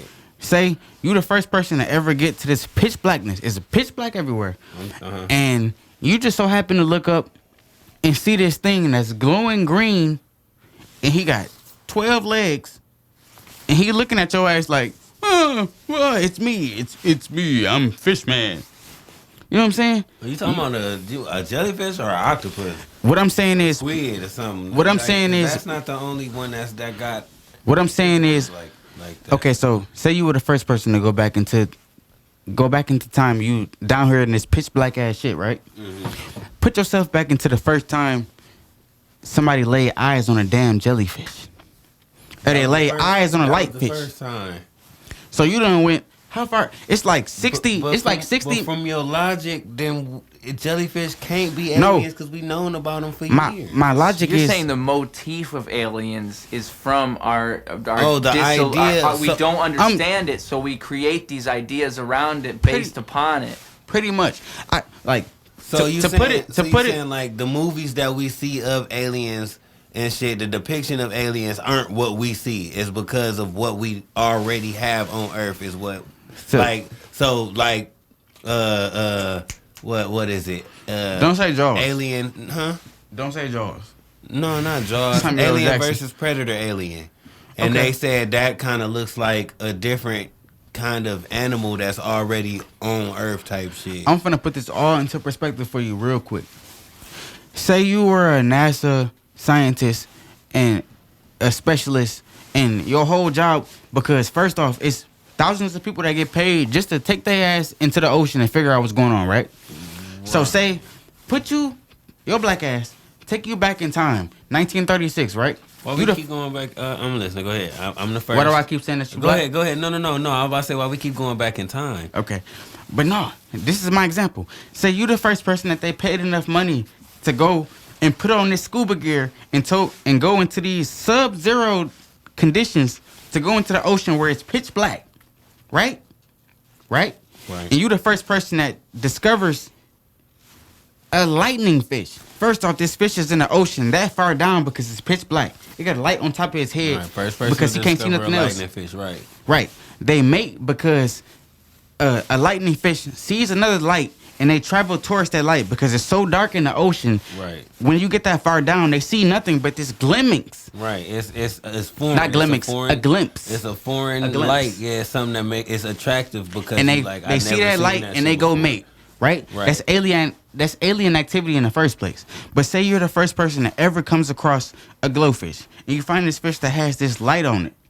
You wouldn't, like, all holds barred, all biased opinions put across. If you were the first person to go into this pitch blackness and you find a fish, I almost say alien, a fish that just so happens to have a light on it, and you trying to find light, and you find a fish that has a light on its head, you wouldn't think, oh my God, this ecosystem has evolved so far enough that it has created a fish with a light on it to be able to adapt in this situation. I'm gonna agree with you in this aspect. Our ocean is definitely just as vastly it adapts in darkness. Our ocean is just as vastly searched and unknown as outer space. Darkness, and it's so it's much. A fish with light on his head. Much stuff that goes on down there that we don't know about, and there's so many things that I understand. I get where you coming from. I get exactly where you coming from. He got light on his head. But guess what? Let me tell you this. I'm gonna tell you this right now. You're not about to be the first person to discover a jellyfish, so let it go. Ruse, I got a question for you, bro. I got a question for you, Ruse. Yeah, honest go question. for it. Have you ever? I'm saying if I was. Hold on, Ruse. Have you ever shot or thought about shooting somebody? No. You never thought about shooting nobody? No. Have you ever shot a gun before? I thought about it in the sense like if somebody broke into my house. Okay, that's fine. That's fine. Okay, that's fine. Can we? Okay, so wait. I want to stop this right now. Oh, you know what? I've shot a gun once. Okay. I shot a gun once. All right. Can this camera see me like eye to eye? Yeah, it's easy eye to eye. They're getting something intimate right now. The question is, Ruse is one of the most genuine people I've ever met. Will he shoot someone? If I had to. If I had to shoot somebody, that's what I got. That's what I asked him basically. Okay, like, so would you want? Like, you know what I mean? But I mean, like, it's okay because I've thought about this. Like, I wouldn't even hesitate. Like, if somebody was about to shoot me, or if somebody was like in my house and I told them to get out and they were coming at me, I'm not gonna be that guy that gets the gun taken away from him like in the movies. No, I'm gonna shoot you. Like, if you're coming at me and I have a gun pointed at you, I'm not hesitating. Like, get back. You're in my house. Get back. Like, if I'm telling you get back and you don't get back, you gotta get shot. I'm sorry, I have a gun. Has that's Ruse how it goes. been to the booty club? Have you been to the club? Let's ask Ruse. I haven't brought my gun to the booty club. He said I haven't brought my gun to the booty club. Has Ruse been to the club? No, I haven't. It just doesn't. I've been to bars. I haven't been to like. I don't go to the club either. Though. When you say club, are you talking like? Are you talking strip club? No, gentleman's club, whatever you want to call it. No, never been there. A bar or club? Bar, I've been to a bar, and it's not my thing either. Bar is the move. It's I'd rather right. go to the bar. It's. I mean, when you go to the club, it's like. It's a lot of. The club is a huge difference. It's a lot of. I don't sounds like a lot of money and bullshit. That's what it sounds like to me. I don't want to call it floundering. I don't know what to call it, but that's basically what it is. Like, don't nobody be actually wanting to. It's not the era. Nobody really want to dance. The hoes be tripping. Like, it's all. You got big butts in front of you, and they all fake. They all want to like, and I don't blame them. The bitches be wanting to dance with each other because the niggas be chatty. The niggas be like, bro, I don't know, bro. And I ain't no diss to the niggas here. Like, this is all around. This is everywhere type shit. Like, I just wish we was in a different time where actually going to the club looked like going to the club and not like. Going to it. That'd be cool. Like when it's like everybody actually bopping it. Like I went to some spots in Atlanta and that shit was like rocking. Like bro, I went to Houston. It was some shit that's rocking, and it was all love. No too. Disrespect to Flint, so it might just be the city, and it's certain shit that we don't like here that actually like blocks certain fun. So it's like, all right, we not gonna go that far to do certain shit. But do you think it's the people? Do you think it's the people, or do you think it's the environment that we got trapped in? A little bit of both. I think it's because it's a small town. Like bigger cities, everyone knows everyone. That too, but bigger cities have more of an opportunity for like the feeling of like tall buildings and like lights at night and like cool shit going on. That's like, bro, we just lacking that here in Flint. Really, we have a big city mind state with a small city circumference. And like you said, everybody know each other. And I feel like that's another thing. Like when you go to everybody know each other. So it's not everybody. Like, so it's not everybody. Like, it don't be feeling like everybody. Bro, my people don't. My nephew brought in some edibles, right? Right. This from his family. Like my nephew, that's on my mom's side. And my big cousin, BJ, shout out to BJ, that's my cousin on my dad's side, right? So my nephew comes in the house, he got these edibles. He like, yeah, so and so and so. So I took a picture of the edibles and I uploaded them on Snapchat. And my big cousins hit me up. Multiple. Mm-hmm. Like, hey bro, I know where to get them edibles from. I just got them same edibles. So that's a small city. That's why I try to tell people that even though I'm from Chicago, bro, Flint is much more dangerous because in Chicago, you can do some shit and get away with it. You can go to the other side of town. But in Flint, if you do some shit, bro, even if you on the other side of town, somebody knows where the hell you at. You know somebody that knows somebody that knows somebody. So and you gonna get your ass caught up. You can get away here. You can get away here. I believe. Bro, moral of the story, don't listen to him. I'm telling you. If you in Flint, don't be, just be safe, be nice, be like me, make some art, make some clothes. You know what I'm saying? I'm safe. Everywhere I go, I'm good. You know what I'm saying? They know I'm not on no hood bullshit. I'm straight. I ain't mean it like that, but even though it's a small city, you don't gotta be gangster to be respected. But you ain't gotta be gangster to get away with shit either. That's what I was saying. You can get away with shit here. That's the other downside of it being a small spot is that shit can happen and motherfuckers will be acting like they don't know what happened. Can you tell these people, bro, that you actually? Because I've been saying this my whole life, bro. You actually get more respect from being a real man, bro. You a real man. You have morals. You have things that you believe in. You can go around somebody and be an actual person, bro, and just be yourself. You don't gotta be tough and I got this gun and I got these tattoos, bro. If you be yourself and be a natural person and just be okay, I promise you will get way further in life than you ever will if you trying to just be hard and be like a gangster and all of that stuff. Just be yourself and you will go far. This generation, I can't tell y'all nothing, but it's not that you can't tell them nothing, but it's kind of already set in stone. Like I feel like I might just be an old ass motherfucker at this point. But I'm old as hell. I feel like it's set in stone that people kind of know what the deal is, and they just choose not to because they don't want to. Like it's like that's not what's lit or that's not what's fun. Like that ain't what's cool. That ain't what people think is hot. Like they be like, you know what? I got a question for you as well. And that don't mean you gotta go off the handle and go out and buy a gun and start flying that bitch around knowing you ain't gonna shoot shit. I got a question. What? For you and Ruse. Do you guys think that the youth is misguided by music, or are they No. Go ahead. It's two things. Are they misguided by music, or are they misguided by the role models that's already misguided? Because you got to think about, like, when we were growing up, you know what I'm saying? We got misguided by certain lyrics and everything. So are they misguided by what we were already? It wasn't just lyrics. You got lyrics. You see what I'm saying, music, movies.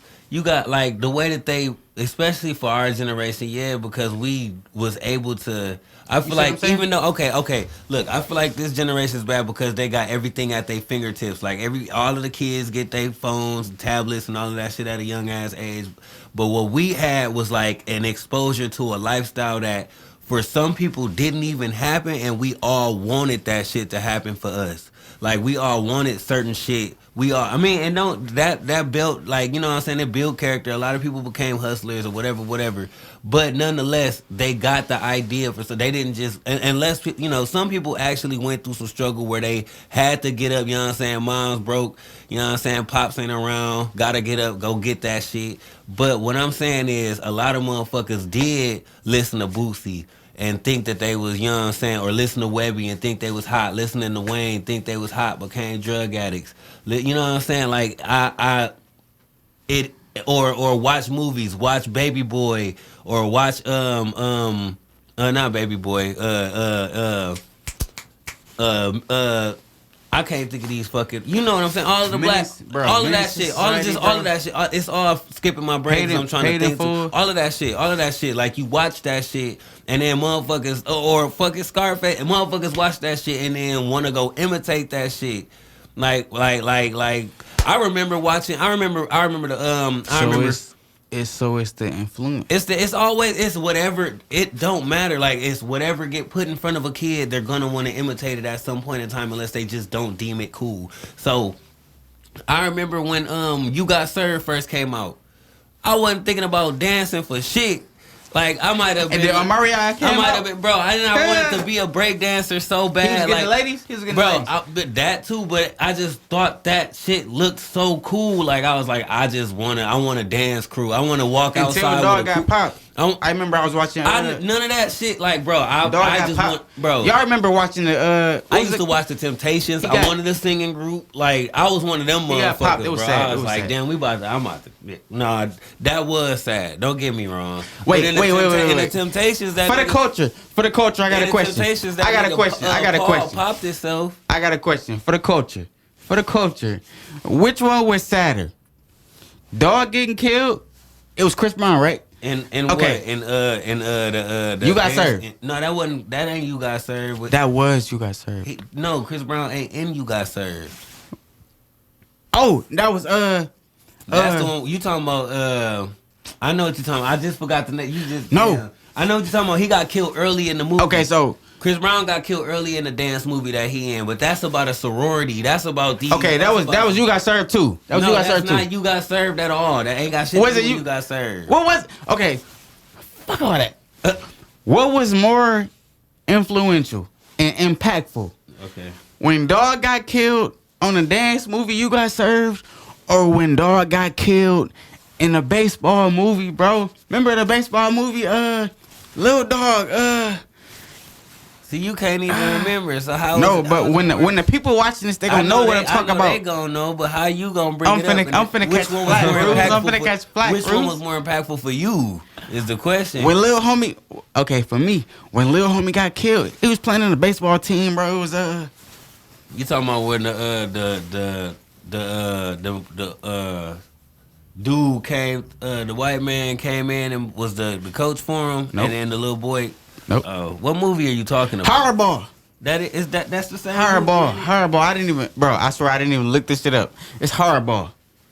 Yo, agent listening and shit. No, it's not. It's not. It's horrible. Look, for the people listening, it's horrible. Look, because homie got killed and You Got Served, and it was a big thing. And it was also horrible. And I remember You Got Served, horrible. And then what's the movie, Ruse? When the dude got killed and he was a football player and he got tackled. Friday Night Lights. Oh, I didn't see that movie. You didn't? No, I know it's good though. Oh my god. Yeah, it's on my list. Fire, bro. Is it that good? It really is. But why are we bringing these movies up? What is that? What did it have to do with? I don't know. We went on a whole little tangent about. Yeah. Yeah. Yeah. Well, the question was, so okay, when it comes to like, I think it's almost like the parenting when it comes down to it. But even then, like, how much of it is just kids being kids, and like you can't Yeah. escape that. Influence. Yeah, because like when with influence, you can try so much to like try to get your kids to not see certain things, but. And I think I see a lot of people very laid back, like they just throw a phone at their kid and they just let the kid go. If I were a parent, I don't know if I'd be doing all that, just because I know I have a phone. I know I can find anything on that thing. Right. I can find anything right now. Right. Yeah, Seriously. bro. Yeah. So I don't know if I want a kid having that power. And I'm kind of it's- thankful I was in the generation that got it. I got it right when I was about in middle school, so I Like got to see the transition. we watched it come up. We seen We everything. watched everything happen. So Bro, it's we seen easier for us. To we be able seen to- tapes, and that's what CDs. that's what gets me so crazy about adults our age that act like they can't like put the shit down. It's like, damn, you don't know what real life look like no more. Like you just gotta be stuck in your shit. Right, because Like, they diss to didn't have nobody. that before. But us as I'm talking about people our age. No, but like, that's what I'm saying. Oh, for us, when we like know people, the difference. Yeah, people our age who should know, like, No, but that's you don't what I mean, remember too. Like, if going you're outside 40, and playing. 40, like, most of your life was that, and then now, like, if you're like a 50-year-old and you're addicted to your phone, that's wild. Because like, for 30 years you didn't have that. I think of that differently because I feel like they don't use it the same way. I mean, like, there are people who fall right into it, though. They do, I mean, but you're right. It's I like still feel like. And then I feel like it's even crazier though, even though yes, that is still wild, but they're latter in their age. It do look crazy, Yeah. but to think what a young person, you know, at their young age getting into that, like what craziness they're gonna look at throughout their life versus Right. somebody who's already done seen so much crazy shit Yeah. and get on the internet and just be like, oh, you know, this is just another space for crazy shit. Like, you know what I mean? I don't know. No, I know exactly what I you think mean. about that shit a lot though, cause I kind of hate the internet. I got a love-hate relationship with the internet. Like, it's the funniest place ever in the world, for real. Like, it's the funniest place, but it's also the cruelest, like most like darkest. You could see a lot, like you said, you could see a lot of shit on the internet. Like, I don't know. I got a lot of like mixed feelings with that shit. I mean, in my experience, I would struggle with this as a parent because I'm conflicted. Because on the other side of it, I think people baby kids in a weird way, where I think kids would benefit more if you treated them like they were adults as early as possible. Yes. And so it's like, I'm conflicted because I don't know. I see a lot of kids who are like 8 years old and they still got so much innocence in them, and I'm thankful for them. That depends on the parenting, though. Yeah. That depends on the parenting. What's that? You said the Wi-Fi? Can I put his live like right there? Oh yeah, I can say that depends on the parenting, in my opinion. I feel like if the parent is a good adult and can teach their child to be a good adult, as they're coming up, then that's one thing. But like, I know some people who just go to town with their kids and don't care, but that don't make them, in my eyes, that don't make them bad parents as long as they're taking care of their kids. Like, as long as the kids are being taken care of, that's one thing. But like, if they go to school cussing out teachers and shit like that, and then when the teacher call home, and then the mama cussing the teacher out because the kid cussing out the teacher, like, that's when I be like, all right, y'all going a little far. That's bad parenting. But I try not to, to each, like, with me having my own kids, like, I try not to judge another person with kids, because I don't get to, like, determine a lot of shit with kids. So if I come to a person and be like, you shouldn't do this with your kids, and they know I got kids, they be like, oh, well, where your kids feel like they're at? not reciprocating the advice that you give them? Only because it's like, you gotta lead by example type shit, but you just gotta know what's right and what's right, and what's wrong is wrong. Like, that's the reality of it. Like, I wouldn't tell a person, don't whoop your kids if it's necessary, but I tell them, don't beat your kids. Like, don't just beat the shit out of your kids. But if your child does something repeatedly, and you have to keep putting them in timeout, and you just gotta give them a little tap on the wrist or something, just to, like, no, about your business. I am not gonna look at you and be like, you're a bad parent for that. But I also ain't gonna sit there and ridicule?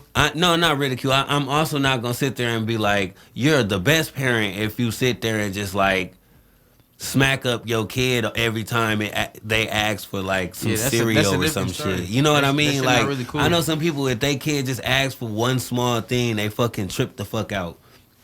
And it's like, what the fuck? Like, they a kid. Like, what the fuck? They supposed to ask or try to do certain shit. Like, so you think people going overboard? No, I just think, especially in our generation of people having kids, we just wasn't ready for kids. Like, people just had kids, and they just, like... Bro, you know how many people I see with kids that I'd be like, you still a kid? I mean, and it's not even just our generation, because it's older people who've had kids and don't really, like... Please. I think it just happens to humans in general. It's just a humanly it's thing. Like, oh my God, I had a baby at 18. I didn't mean to, and now you had a baby. Everybody don't do the proper precautions and proper planning for having kids. At all. Like, it's really just a thing, but just having them be the beautiful, in my opinion, having them be the beautiful part. Like, I'm glad as hell that I got my 3 boys. Like, that shit, like, all I wanted to do was, since my sister had my niece and nephew when I was younger, I knew I wanted to have kids. Now, bro, due to circumstances... 13. Hey, nieces and nephews. Shout out to my 13 nieces and nephews, you feel me? Like, basically, I was ready to have kids. You know what I'm saying? Like, I love my kids. Like, that's just it. But I wasn't mentally prepared for what all comes with having kids. Like, the ups and the downs, just that kind of shit. I got a huge question. What's up? Were you not prepared because of the situations that you already were dealt? Like, the cards that you was dealt? Like... no, all around, because before... Let me ask you this. Go ahead. From the cards that you was dealt, or were you not prepared because of... This is getting a little bit deep, but all right, do you feel like you weren't prepared because your parents didn't necessarily prepare you for the emotional... Well, my dad passed when I was 19, so me and him never got to talk about me having a kid and what I should do about that. But I was getting ready to answer your question before I even asked it. Yeah, because it's an all-around subject. I just all-around really wasn't prepared, but I wanted that. Like, I just wanted that. I felt in my spirit that another question I got to ask you. Happen. What? Did you feel like it was a hole in your heart that you wanted to feel with your children? A part of me, yeah, of course, because I lost my father and I knew I would be a good father. So, and that's not a good reason to have kids just because you miss your dad or no shit like that. But when I found out that I was having my first son, or matter of fact, not even when I was having my first son, when I met my initial first son, which is my, technically my stepson. Yeah. I knew right then and there. I was like, this is it. Like, this is the feeling that I felt when my dad was alive. It was like, you know what I mean? Like, it was like I missed this feeling. So once I felt that, I was like, this was my calling. Like, this was him coming through me type deal. Like, it was a deep feeling for me. That's all. Yeah, that's deep. That's deep. And then it gradually kept going type shit. But like as time go on, things change, people change. So shit just happened. But the best thing to come out of the situation was my boys. So do you feel like, because bro, I'm gonna be honest, bro, I haven't had no kids. Do you feel like the children that you had was like a blessing to keep you out of the trouble that you could have been in? But that's not. But see, everybody, like I said to you earlier, boy. Because that's what I always hear. Like I said this off camera. Everybody ain't. Or I might have said this on camera earlier. I had my daughters for a minute. Everybody ain't as lucky as me. I'm gonna put it like that. Like you can have kids with everybody, anybody that you want to, but every experience is gonna be different. So it's a blessing as you take it. Basically. Okay. Basically. Well, and there's really no right or wrong answer. There's no right or wrong. Like that's what I'm saying. Really basically, nah, you only have one life, bro. And it's all about how you know, as the individual, want the outcome to be. You know what I'm saying? Like what you want to come from it. Like if you want to be happy at the fact that you had a kid, or if you want to be. You know what I'm saying? That's all up to you. And the energy that you put out is the energy you get back. So if you're upset that you have a kid, and you're upset that you put that upset. Exactly. Yeah, like you just put that out there. Trying to beat your ass. Yeah, and it's like that. It bleeds into the relationship there. Whereas, like, if you are loving and you're so happy you have your kid, you view it as a blessing.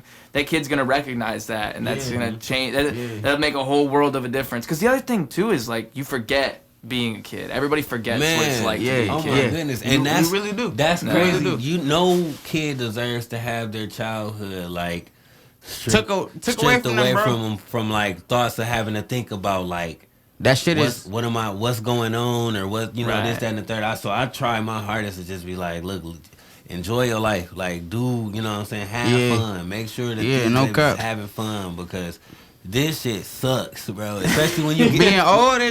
When you get older and have to realize what life really do. Like that. How much is my phone? How much is my phone bill? And that's and then shout out to the young people who had. I gotta pay to talk to my mom. Shout out to the people who learned that shit at a young age. And I'm not gonna, cause it took me until having kids to figure out how fucking crazy the world was. Financial literacy is also a factor that's not taught to us. Yeah, they don't teach us that kind of shit in school. But I'll give you this, and I fuck the school system, but I'll tell you this. They might not teach us a lot, and they might teach us a bunch of bullshit, but it's a reason why they don't teach us shit like that, and it's because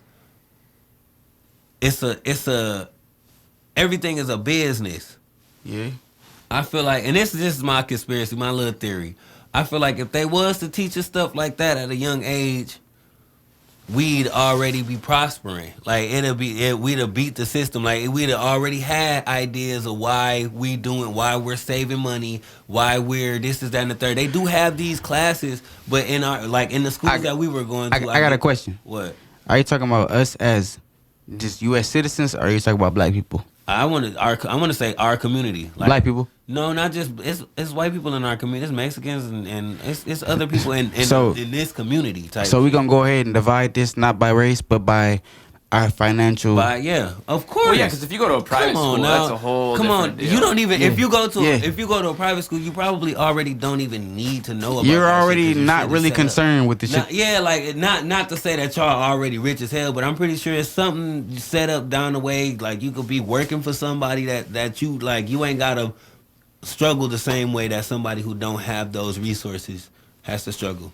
Okay. Yeah, it's definitely based on finances and I mean, of course, you'd want the best for your kid no matter what. Yeah, no matter what. I think what. that I when I was in school growing up, I mean, I did not take it very seriously. And I don't regret it at all. I just looked at it as like a social thing. Like, it's cool that I'm meeting all these people. Yeah. That's cool. Yeah, I was cool with that part, bro. That's what I want to teach kids is to not take it so like you gotta take it serious. Take the grades serious, but don't take the people so serious. Like, you know what's crazy? Okay, so I went to Northern for my 7th grade year, right? okay, so we can count that as quote unquote hood. You know what I'm saying? The curriculum was different. But when I went to Carmen my 8th grade year. Mm-hmm. So it's like when I got to Carmen, my grades was failing, bro. I was doing horrible. You know what I'm saying? And it's like I wasn't necessarily ready to adapt to that curriculum, that level of people. Because I went from kids had on ankle monitors, you know what I'm saying? It's metal detectors, all of this shit. Everybody grades is bad. And then I went to Carmen, and it's like no metal detectors. Like, it's cliques. It's like you got theater, you got the swimming team. Yeah. You know what I'm saying? So a question I want to ask is like,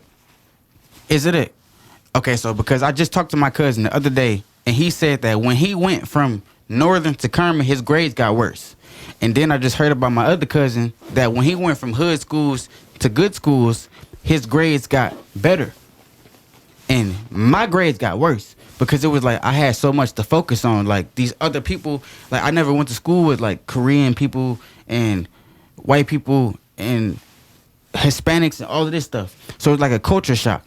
So I want to ask you, like, and you also, Ruse, like, how would you feel about taking your child from these necessary curriculums that they're dealing with, from the adaptation of the poverty that you might necessarily be in, to take them to deal with something else that's like at a higher level? Would you feel like it's taking them to a lower thing within their mind, like it's gonna give them more of a challenge with all of the shit they got to deal with for the curriculum in the schools, or would you feel like you putting them in a better space? I think it depends on the kid. Because that's a It huge depends question. on a lot of things. Well, yeah, it depends on a lot of things. But as far as like the kid, like accepting the school and being able to deal with like curriculums and shit, if the kid is super smart, You think it depends on them? if the kid is super smart, Continue. if the kid is super smart, like as far as like learning aspect, there shouldn't be no problem. But if the kid is going to, it depends on what the kid going to school for too. Like, are they going to school to learn or to be popular? Because it's too many aspects. Bro, go to school and get some good grades and get the fuck on up out of there. That's all I'm saying. I mean, I bet you if you were a I don't kid care that what school moved you all go the to. time, like you go to, you were living in Florida, now you live in my niece Mississippi, my niece now and you live nephew in was- Michigan. My now niece you and live nephew in, was like that. They went from Like here moving around. to New York to Washington to Texas. Be Now able they to out in adapt. Atlanta, like, and they in their teens. Yeah. And they done moved around so much. They got so many different friends. But I had to ask them the same thing. Like, what does that? Like, how do y'all feel about that? Like, this is the most stable that they've been in some years. What did they say? They was like, it was kind of. They kind of was like, it didn't really affect them, but they kind of missed their friends. They didn't feel like they was making friends the right way. They felt like they was making friends and obviously leaving. And but what was cool for them is different, because in our day and age, if we would have had to do that, it wouldn't have been no technology. It wouldn't have been no Facebook. It wouldn't have been no you can Instagram. actually keep up with all yeah, those people. That is a huge difference. they still talk That's to a their huge friends from Texas that they was like about like 6, 7. Like, Yeah, back in the day, going you'd to have to school be with pen 6 or pals. 7. The only way Yeah, is- you would have to be pen pals Damn back near. then. Yeah. So 6, Yeah. 7 probably wasn't even fully I haven't thinking. heard that in years. Like, think about them. Probably wasn't even fully thinking. They just remembered their name. Yeah. And looked them up. Probably looked them up on Facebook. And now they still cool to this day type shit. Like, that's the cool shit about the internet that I do like. Yeah, and you know, it's just like everything. You got to take the good with the bad. I Yeah, of mean, course. there's a lot of good things the internet does. It makes it so we can do what we're doing literally right now. I mean, if we couldn't record a podcast and put it out there if it weren't for the good old internet. You know? Yeah. But it also contributes Shouts out to a to lot of internet, evils. It also is corrupting our children Shouts out out. here. It's turned our children into little demon babies. Corrupting everybody. It has, I think it's corrupting everybody. unfortunately. I think it's also like it's so controlled in ways that we don't even understand, like these algorithms and how things are paid for. It's like it's very hard to even know what is real and what's not real when you see things on social media. And If it's bad now, imagine Fucking what AI. happened. I was about to say, if it's bad now, imagine what happened when AI now, take control. I had something. I'm glad you brought that back because there was something I never got to say about the AI topic, and it's okay. So the thing about AI, the scary part to me, is think about it this way. Okay, it's like you have a baby, and the baby is just born, and the baby doesn't know much a yet. robot baby. A yes. robot baby. That's what Men in Black. with ChatGPT in particular. This is an AI model that it's what they're using for Bing, it's what they're using for it all comes from OpenAI, and OpenAI has been doing this for longer than anybody from what I know, and they've been working on AI chatbots, and their whole goal is to make different bots that can do different things. That's what ChatGPT is so good for, because it remembers context. Yeah. So what's crazy about that is, like, if I type into ChatGPT to start the conversation, in this conversation, You can say anything. well, but what I'm saying is you can train the bot at the beginning of the conversation to say what you want it to specifically say. Right. So Your it's vocab? like I'm saying you training it to say, "Good morning, everybody. Welcome to the whatever," and that's what you programmed it to say. But if I'm on ChatGPT right now, and I want it to make me a recipe, like we were saying earlier. So for Ruse Recipes, I want to make a recipe for, let's think of something crazy, tuna spaghetti. So I'm making a recipe for tuna spaghetti. And Spaghetti. And what I always do is I'll tell it, use the voice of a professional chef. And I just tell it, give me the recipe for tuna spaghetti, use the voice of a professional chef. And it'll come up with the whole ass recipe. It'll tell me how to cook it. And it'll come with disclaimers sometimes, like saying, ChatGPT, this might not be edible. It might not be for real. Okay, so because it's just a computer. It's beep booping.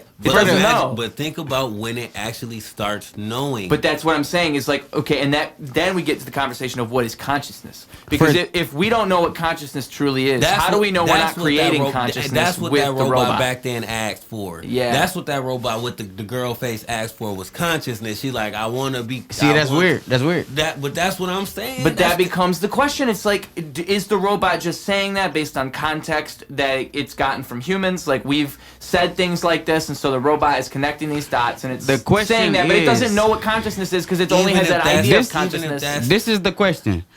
The question is, Yeah. would the AI make tuna with the little with spaghetti noodles, or would it make spaghetti noodles with tuna? My guess is it would just throw tuna right inside. It depends on what kind of AI. Because like about, the consistency of tuna is like kind of weird. Well, you know what's funny too? But the noodles is like, Yeah, well, no, you could do some things. You could make. Have you had tuna casserole? I have had tuna casserole. Yeah. Oh, you're making me hungry just think about it. I'm gonna tell you this. But I was gonna say, let like, an AI I make can tuna even. casserole. That motherfucker gonna have 7 fingers. It's gonna be tuna noodles with spaghetti meat, or 7 fingers with claws. or this is the spaghetti thing. meat spaghetti noodles with tuna. Say you want it like that. Say you want it a specific way. You just type that into the chat. Like, you just ask it to make it that way, and it'll make it that way. That's what's going on here. So, but what I'm saying is, with this robot too, their whole idea is they can sell this to a bunch of companies, and the companies can use it in different ways. Like, the whole reason it's a big deal for it to be on Bing and Google is because when you search something on Bing, ChatGPT, the website, that's dated, I think the data only goes up to like mid-2020, maybe 2021. Google and Bing, it's going to be like whatever you ask it, it knows the answer because it's searching the internet as well as being the chatbot. So we're getting closer to what he was describing. Because what happens when this becomes integrated into so much of the internet that it's just just a giant intelligence. Like, it just learns from all these different things. So what about when you apply that to a bunch of robots? What if we have 100 ChatGPT robots that all have the intelligence of ChatGPT or OpenAI or whatever you want to call it, but we're on the 4th version right now. Say we're on version 7 3 years from now, where it's 300 times smarter than a human. I was just gonna say 10 years down the line, that's gonna be crazy. Because once. And I don't feel like it's even gonna take 10 years for an AI to learn. No. Like, it's been learning for years, and I'm just like, bro, what about when it's done learning everything that we know? But this is the thing. It's not. When you asked me that earlier, I never got to answer you. It's not learning. Like, it's not learning in the sense that, like, the model improves, and it's like an algorithm that learns, like, oh, this works. But it's not like. So it's not going. Do we go by how? If we feeding it information, you don't think at some point it's gonna want to know beyond what we're feeding it? Do we go right. by how? You're actually right. I think the more information we feed it, the more it would question. That's what I was gonna say. Right, so, like, do we go by how frequently the software is updated? Because I think they're not going. Well, they do update the software. I feel like they're not going to put. Often. I feel like they have yet to put certain shit in the AI because it's gonna start saying. So it goes by how often the software. How often the software is updated, bro. Like, that shit probably updated. If we ask it a new term, yeah, it does update all the time. It has to. It probably updates every second. Like, it's constantly getting fed information. Like I just said, they want us to take pictures and do little like small little like command stuff around the house on a And video. is that adding to the CGI? For a Google AI. It's for a Google AI. They want us to do video like they want me to do like say and they pay us for it though, but they want us to like say you standing here, I say step back, and you step back, and I say come here, Tommy. I have $5 for you, and they make you mucho gusto. Well, Step back and say mucho gusto. That works too. I mean, yeah, that works too. But the thing is, they want this random. They just want random stuff that they're feeding into this, and I'm just like, why? And to think about Google, they already got Google Earth. They could see, they could see street. So you think the CGI is all the images that? Okay, so wait, hold up. Let's go ahead and tap into this question I want to ask both of y'all. Okay. CGI is Zordon, but who the hell is Zordon? From Power Rangers. Zorro? From Power Rangers. Z for Zorro. Z for Zorro. I'm gonna take away your cool points for not knowing who Zordon is, bro. Yeah, from Power Rangers, bro. Fuck Zordon. Okay, bro. All right, bro. I watched Teletubbies. I ain't watched no fucking. You ain't watched Power Rangers, bro? I watched Teletubbies. I ain't watched Power Rangers. No, I'm kidding. No, hey, I did try to tap into Power Rangers, but I couldn't. Somebody just lost a friend on the Ruse Radio. I'm saying this lame for that, bro. Hey, I tried to. I tried. No, for sure though. Zordon is the motherfucker in the tube who knows he like knows everything basically. Like even though he was an actual person in the tube, but the thought of Zordon was just a floating head. So he was AI? You think he was AI? He was an actual person. That's what he's saying. It's the AI. Floating head is the AI. Like just this floating mind that's learning all of this shit. Yeah. Like once I found out Zordon was an actual person, my mind was blown. I kind of. Okay, so I got another question to ask. I got a real question to ask both of you guys. I'm ready. My nephew Kiarde, shout out to Kiarde. Kiarde said that he believes, just like how I said the aliens are in the ocean, he believes that the aliens are technology. And I asked him, I believe it's a little alien technology in what we deal with. I asked him, I said, okay, so if the aliens are the technology, are they channeling certain thoughts in our brains? Or are they just taking over the human spirit in complete? Like as a vessel. So is an alien tapping into the human brain as a vessel, or is the alien just tapping into random things? Like when I think when I think about writing 8 bars, right? I'm writing a song. Is it an alien that's tapping into this shit that's like, all right, talk about sex and talk about beautiful women? No, what you're saying? How? No, what you're saying? A physical thing. Not what I'm saying. What Kiarde is saying. Listen, a rock can be an alien. By the information that it receives? No, they don't gotta be the information. It's the like you said, the unknowingness of it. It's a glowing the shit that powers our fucking iPhones and shit is a glowing big ass glowing blue fucking rock. The motherboard. No, it's not a motherboard. It's just that's what's in our lithium batteries and shit. But we don't just go outside and see these fucking glowing blue ass rocks outside. You get what I mean? That shit came. I think that I don't quote me. I might be wrong, y'all. But I think they said that shit came from an asteroid or some shit, or they mine it. I don't know. But it's just a foreign substance that's an alien substance because it's not known. Now, not to be funny and not to bring race into this, but when people talk about human aliens, like when they call when they call Hispanics and stuff like that crossing the border aliens, that's because they're not from here and they're crossing over into our territory, so they're alien to us. I got a question. What? The same information that gave us. And sorry for that, by the way. I love everybody. The same information that gave us the intelligence to come up with an iPhone. Do you think that they gave us the same intelligence to come up with cyber technology and the fucking Oculus and all of this? Nikola Tesla, yeah, I do. All of this shit, like you can drive, you can go. I can be rolling a blunt. Look, Nikola Tesla. Listen, before you listen, what you thinking of right now?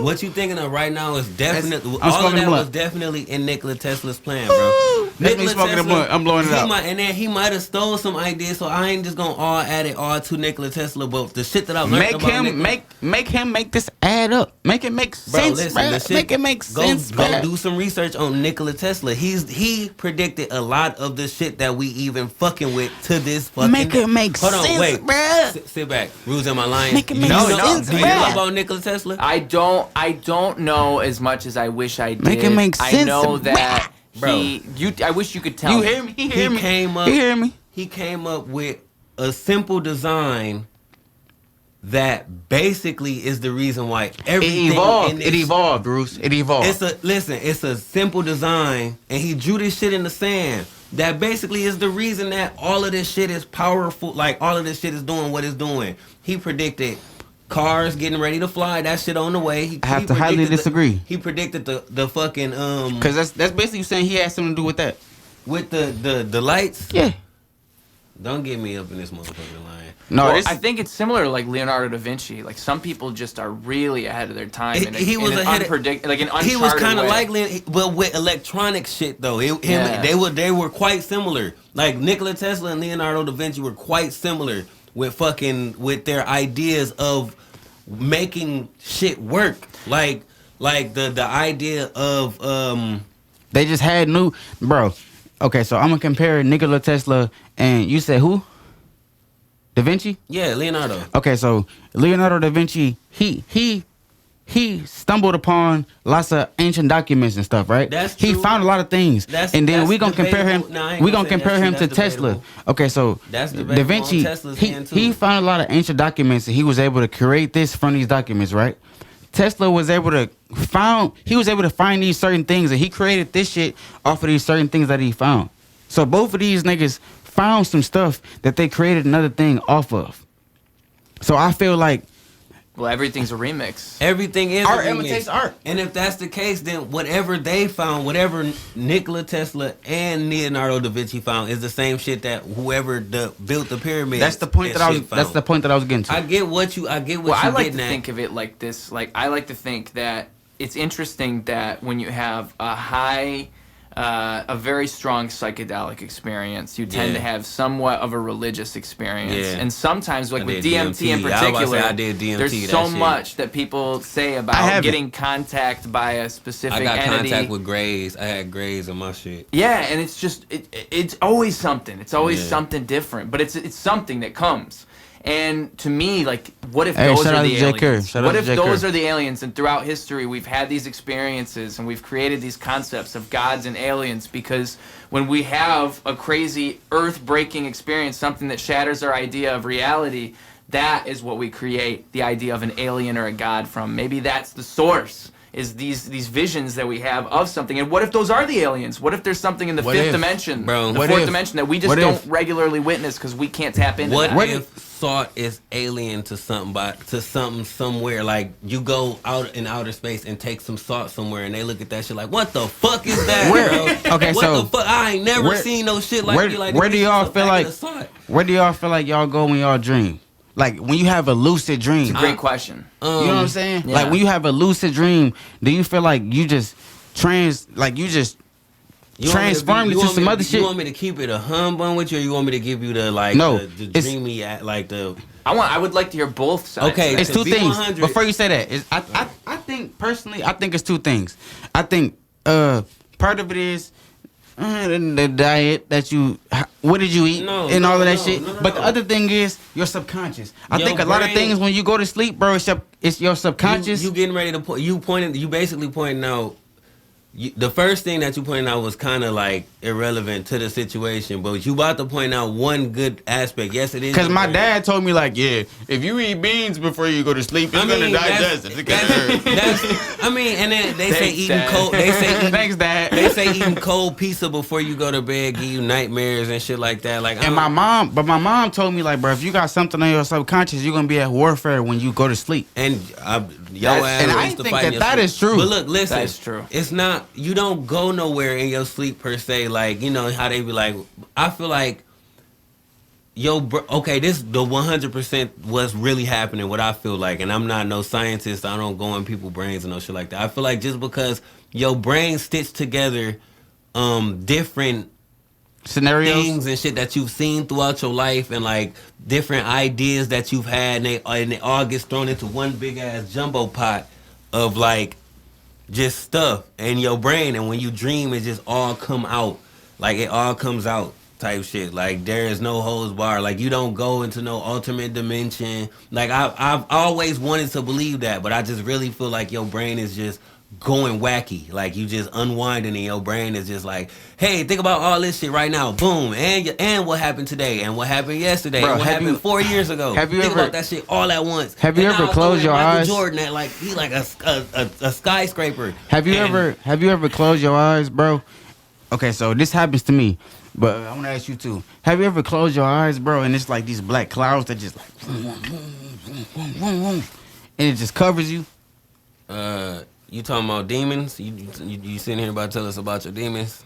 I've looked it up. It said that those are demons, but I don't think so. Now, you mean like instantaneously? Like you just sitting there, you close your eyes, and then you see this, or is it like so something you know that if comes your on? eyes are moving rapidly and you just don't know it? It only happens sometimes. Like picture you close your eyes, right? Have you ever seen like a painting and somebody paint a painting and they're doing like oil or watercolor and they throw it on the paper and it makes this small glob and then it makes a big one? Okay. When I close my eyes, bro, it does that. Like if I like right, it's happening right now. Kind of like a lava lamp. This shit is like, and it makes it. That's why I have insomnia, because when I close my eyes, it's a bunch of bullshit happening. I think that's my subconscious mind being like, bro, it's too much going on. You got too much on your mind. You can't go to sleep right now. Well, yeah. I would say it's probably brain activity for sure. I mean, if we're going with the scientific definition, I would say that like your brain's probably just overstimulated, but in a good way. That's probably what makes you good at creating things, is that you have that in you, that constant energy. Always wanting to. Yeah, I think so too. He's right. Always wanting to stay. Just how like, I can picture some shit that's not there and make a drawing.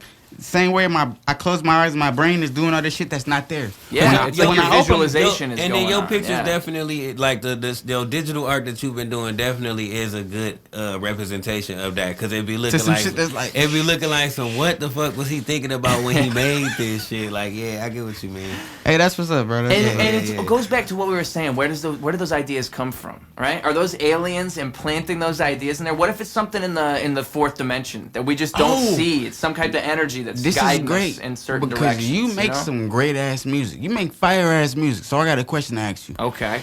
Because this happens to me all the time. I know it happened to you too. Bro, you be sitting there, right? Yeah. And you can just channel your brain and you can be like, I want to write about this. I want to write about that. And you can't.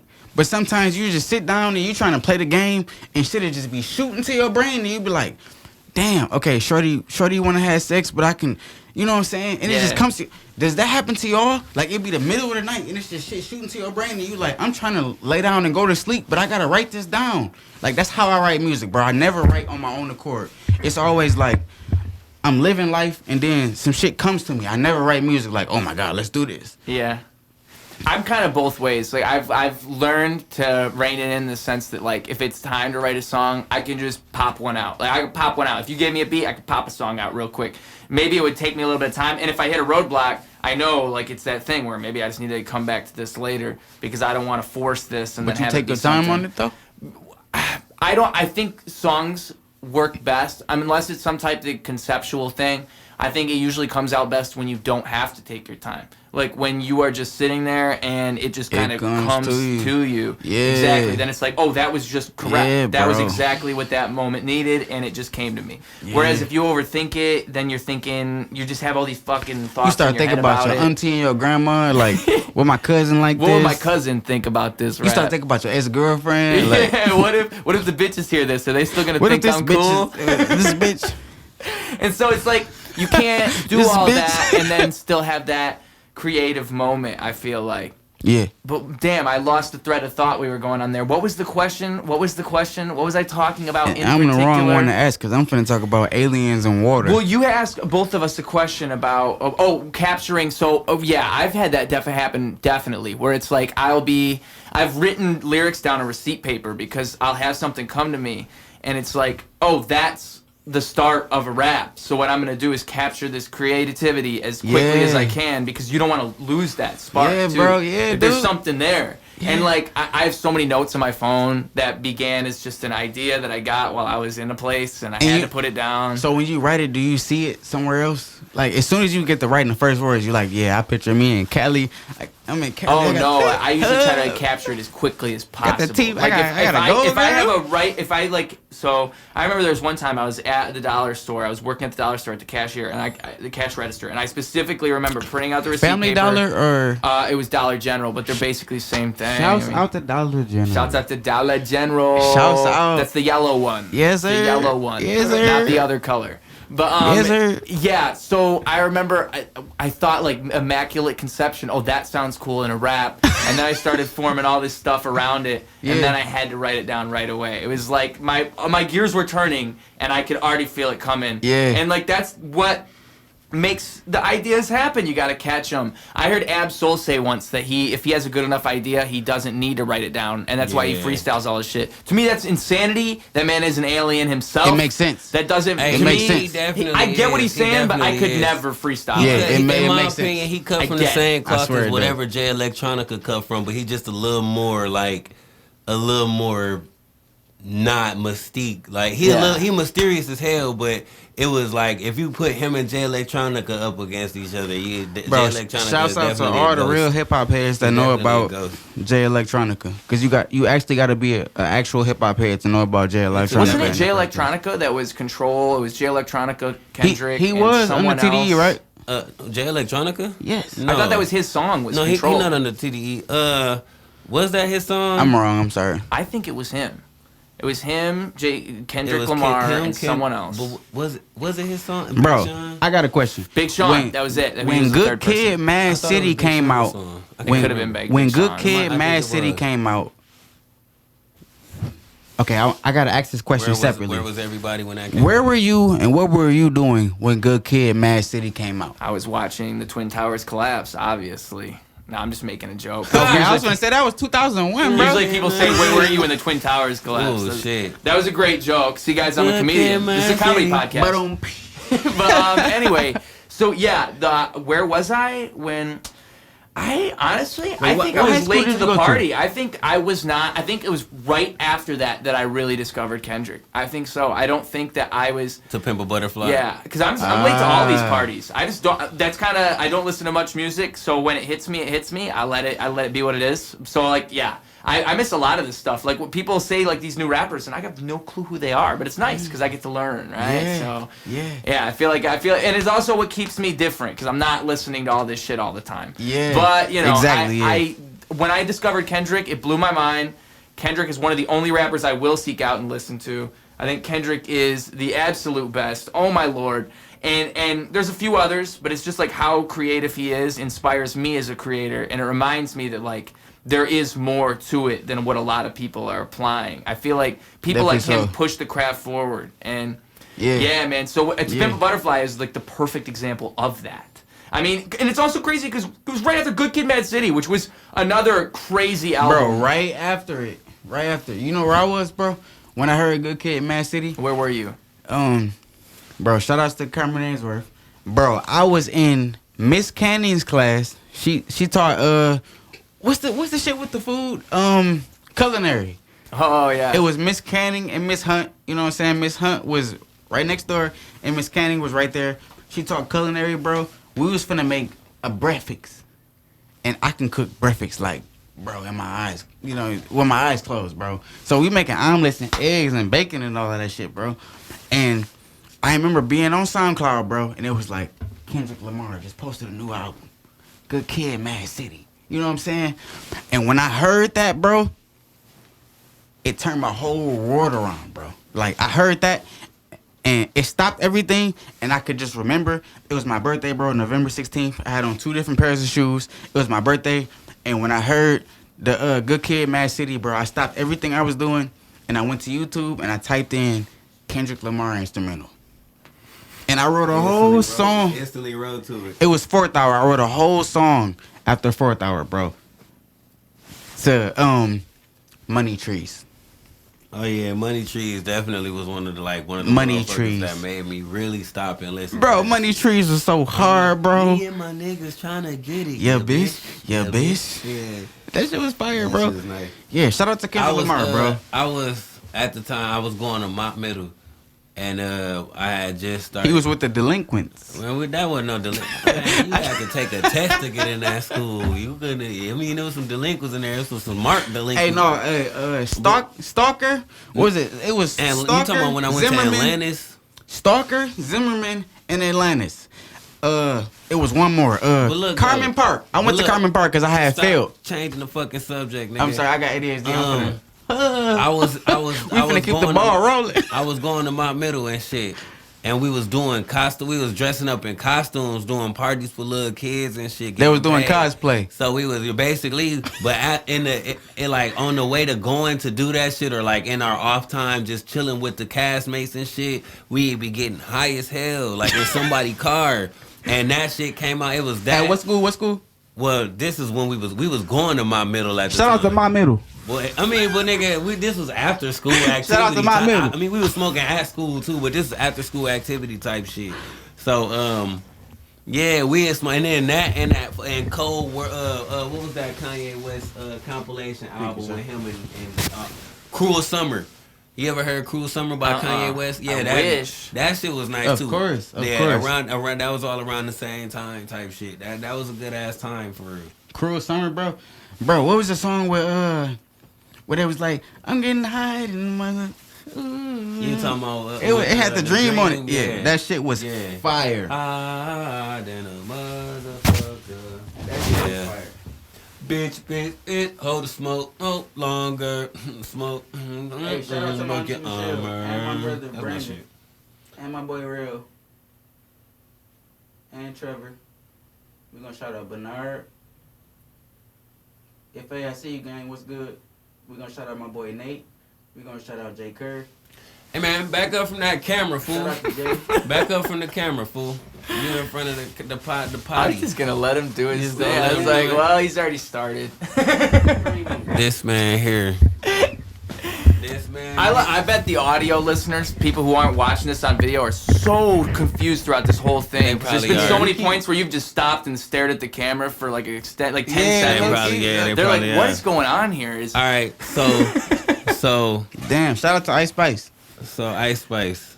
what is the deal with Ice Spice? What is the deal? I don't fully understand it. Can What's you crazy explain it is- to me? Bro, she don't even look That's that babe. extravagant. But it's just bro. something about her, bro. She got that Lauren. She rapped Lauren London. I'm telling you, she rapped Lauren London, like, and I ain't even talking about. You know what I'm saying? She's like rap Lauren London, bro. She pretty as shit, bro. That's all I got to say right now. You bro. said she the right Lauren London. I would elaborate, but I mean I ain't about to go too hard. Shout out to Ice Spice. I'm already a munch for Shawty, so I ain't even about to go that hard on camera right now. If Shawty, Dog said she he a ever see- munch. This is crazy. If Shawty ever see this shit, she know, you know what I'm saying? You can get the information, bro. Just, yeah, we gonna figure it out. Y'all already know I'm about to clip this. I follow her on the gram, so I mean, if she really want to know what's up, I could DM her and then just leave it there. Like, if she ever run Ice across Spice, you. that ass is nice. But you know what I mean? Ice Spice, that ass is nice. I ain't never think I'd see another Lauren London for real. I was like, damn, Bro, it's two Ice, of them. Ice Spice is not Lauren London. Bro, you got me. I'll show you some shit, boy. Bro, and Lauren London like 42. She like 42 looking good as That's hell. what I'm saying. And she looking like her daughter, like, or her little sister or something. Like, come on, bro. Don't do that, bro. Hold on, bro. Hey, Lauren London, if you're watching this, I don't have much of an acting career, but I'm very potential. What's the word I'm looking for? What's the word for having potential? You have potential. I am very potent. I'm very potent with my. Give me a line and I can act it. You can tell me any scenario. I I'm can very be sad potent or with act my it. penis, and I want you to say it like you're sad. He said, I want I'm you saying to it like say I'm it sad? you said. Yeah, I'm very what? potent with my penis. You can't even do it, can you? Oh, he's crying. Oh, damn. I'm just so potent with my penis. I don't know what else to do. Ooh, that's pretty good. I didn't know my venom was this strong. This bad bitch. I put the snake in her and it just got y'all last. God damn. That's Ooh, beautiful. get that nigga a potato. You should see me fake cry. So I fake cried on TikTok, and it works very well. It does? It doesn't take much. It does? He's got to start going like this. Like, Think you can't know what's going on anymore. You gotta make your face. Yeah, you gotta hit him with it. You gotta hit him with that. I just don't understand it. If you can crack your voice somewhere else, then they really start to believe this doesn't barely talk. See, I didn't expect to get this emotional. It'd be hard to cry in a movie because I'd be thinking about crying pretty. I'd be thinking like I'm gonna look like such a dumbass. Like how am I supposed to cry? Because the most realistic crying is ugly. It's, if you're crying for real, you're crying. You can't cry cute. Crying for real is ugly. Yeah, like a real cry is ugly. I'll be looking at kids when they cry like, boy, if y'all get on the pot in my face with that shit, bro. That's not real. That is not real right there. It's so funny because kids really figure that out so quick. Like that's how you work. That's how you game the system. Shout out to kids crying, man. They be faking that shit. She ain't the rap Lauren London, bro. You can't tell me, bro. For the audio listeners, we are looking at a video of Ice bro, Spice. Get out of my phone, bro. Ice Spice. Y'all know, bro. Ice Spice.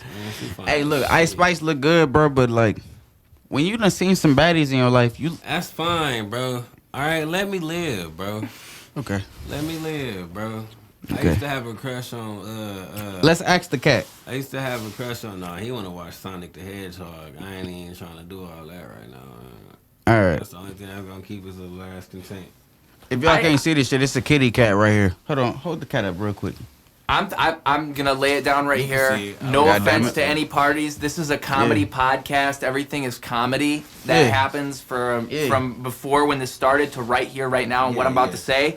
Ice Spice is an industry plant. I'm laying it down. That's not She's a plant. That's fact. There's no way that she has popped off like this that quickly. I mean, Ice it does Spice not make is sense. a plant. She's an industry plant with a fat ass. She used And we all love fat asses, so we gonna tune in. She used the TikTok method. She had something catch. She said something that a lot of people found catchy, and yes, she was an industry plant because See that breeze?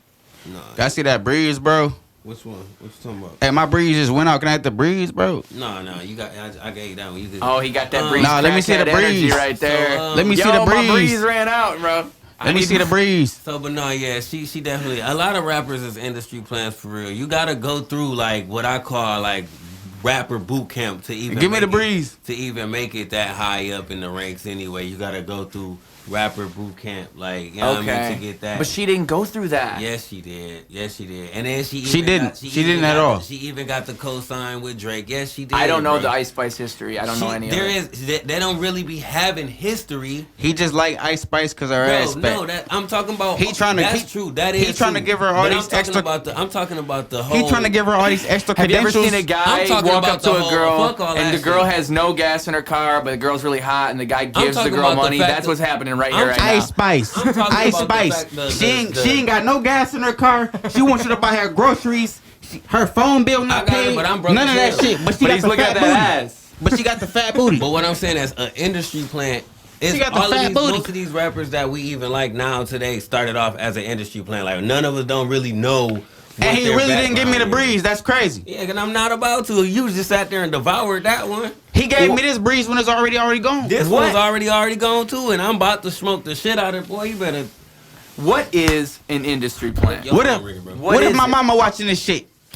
You said what is an industry plant? What is it? Because like I feel like people have different definitions. I mean, an industry plant is basically somebody who we basically wouldn't really naturally give a care about, but we still, for some odd reason, is just hearing this person. Like they're forever getting pushed. Like it might be a decent song, don't get me wrong, but then after that you'd be like, okay, so how are they still getting play? Like what is this? Like and then rap, and then I feel like rap is the only genre that talks about their industry plans. I feel like it's industry plans in all of the genres, but it's only a big deal in rap because people be trying to figure out where shit coming from, the authenticity of shit and all of this, that, and the third. And I understand all of that, but I mean, it's the shit just be music. Like unless you in it for real, like unless that's the lifestyle that you live, then I don't feel like it really matters. Like as long as a motherfucker come out with some good ass music, like writers ghost writers is cool to me. Industry plants is cool. Like as long as that shit like make good music. Yeah, and I mean, in the end, it's like who really, if it resonates with people, it resonated with people. You can't take that away. You can't take away the fact that somebody heard a song and they liked it. You can't, if Ice Spice is an industry plan, it doesn't change your opinion of Ice Spice. And I actually do fuck with some of Ice Spice shit. And my original reasoning for liking Ice Spice, yeah, she fine as shit, don't get me wrong, but she hit to me kind of like how K-Flock and Pop Smoke hit to me. Like, when I first heard Pop Smoke, I was like, damn, this is infectious. Like, his voice is infectious, the flow. Like, she just followed that dynamic. And there's a lot of drill artists out there, but they don't hit it. They didn't, like, hit that star, like, potential to me like how she do. Like, she might be natural. Like, she might be plain or whatever the case may be, but it still got like this certain je ne sais quoi. She got a certain je ne sais quoi to when she like step on the scene that kind of give off the same vibe as Pop in them. That's why I fuck with her. I can't hear all of my shit. Yeah, and I heard someone say recently, it was Lady Gaga. She was talking, and she said that, you know, it's what's most important as an artist is not even like it's not the content, it's not even the art, it's the personality of the person. Yeah. Shout out Lady Gaga, because she definitely is the queen of all of that, for real. When I think it's like you have to be confident in your own personality too. Yeah, you just have to be able to be yourself, and because like you have to believe that you are something that's worthy of people listening to you. Yeah. Because like I think that. You know, just fall back. What's that? Lighter. You need a lighter? You said you think that what? Well, I just feel like, well, hold on. I feel like, for one, I looked at the time a second ago. Folks, Ruse has been going to bed early. It's almost my bedtime. So I think we are close. Yeah, we on this. We are close to wrapping this podcast up. So what we can do right here is we can give it, can you shut that door so Oscar doesn't start wandering and confusing everybody, fighting with a cat? But we're gonna we always end with some. We gotta close it up. We gotta wrap it with a bow. I'm not just gonna stop it on you and scare everybody. I want you guys to give the people some final statements. What is the message you want the kids who are listening to this in their headphones at school right now? What do you want them to hear and take away from this? What is your message here? What do you want the kids to know today? Other than, you know, aliens are from the ocean, and other than the fact that AI is going to take over the world and destroy humanity, what is it the kids can take away from our conversation? Be nice to cats. And he's right, too. That's a great point. There's a lot of people out here who don't have sympathy for cats. There's a lot of people out here who look at cats and they think there's some type of creature that doesn't deserve love. You have to understand, that is a little life form right there. That's you if you couldn't say words, okay? No, seriously. But in all honesty, if what I tell the kids is be the best you that you can be. Don't let nobody take you out of your element. If you feel like it's something that you want to do, go for that. And if you're not really comfortable in it and feel like you should come back to it later, go ahead and do that. As long as you go for it and it's something that make you happy, stay happy and make somebody else happy. And how about you? What do you got to say to the people at home? To the people at home, you got something good for them. I can see it in you. I do. I don't mean for this to be too raunchy and too serious, but mental health is a real thing.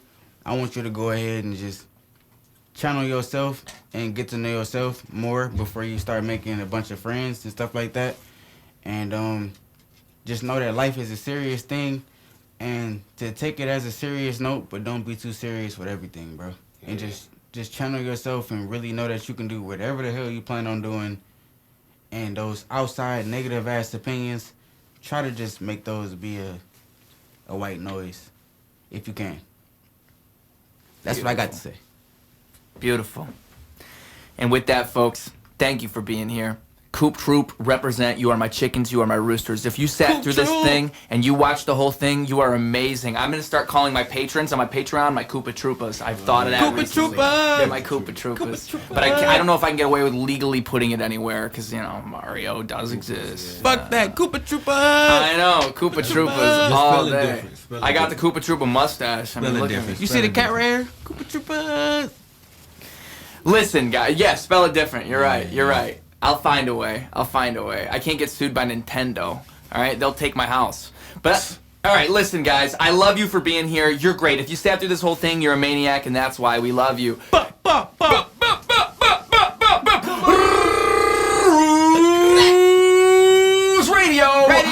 clocking out.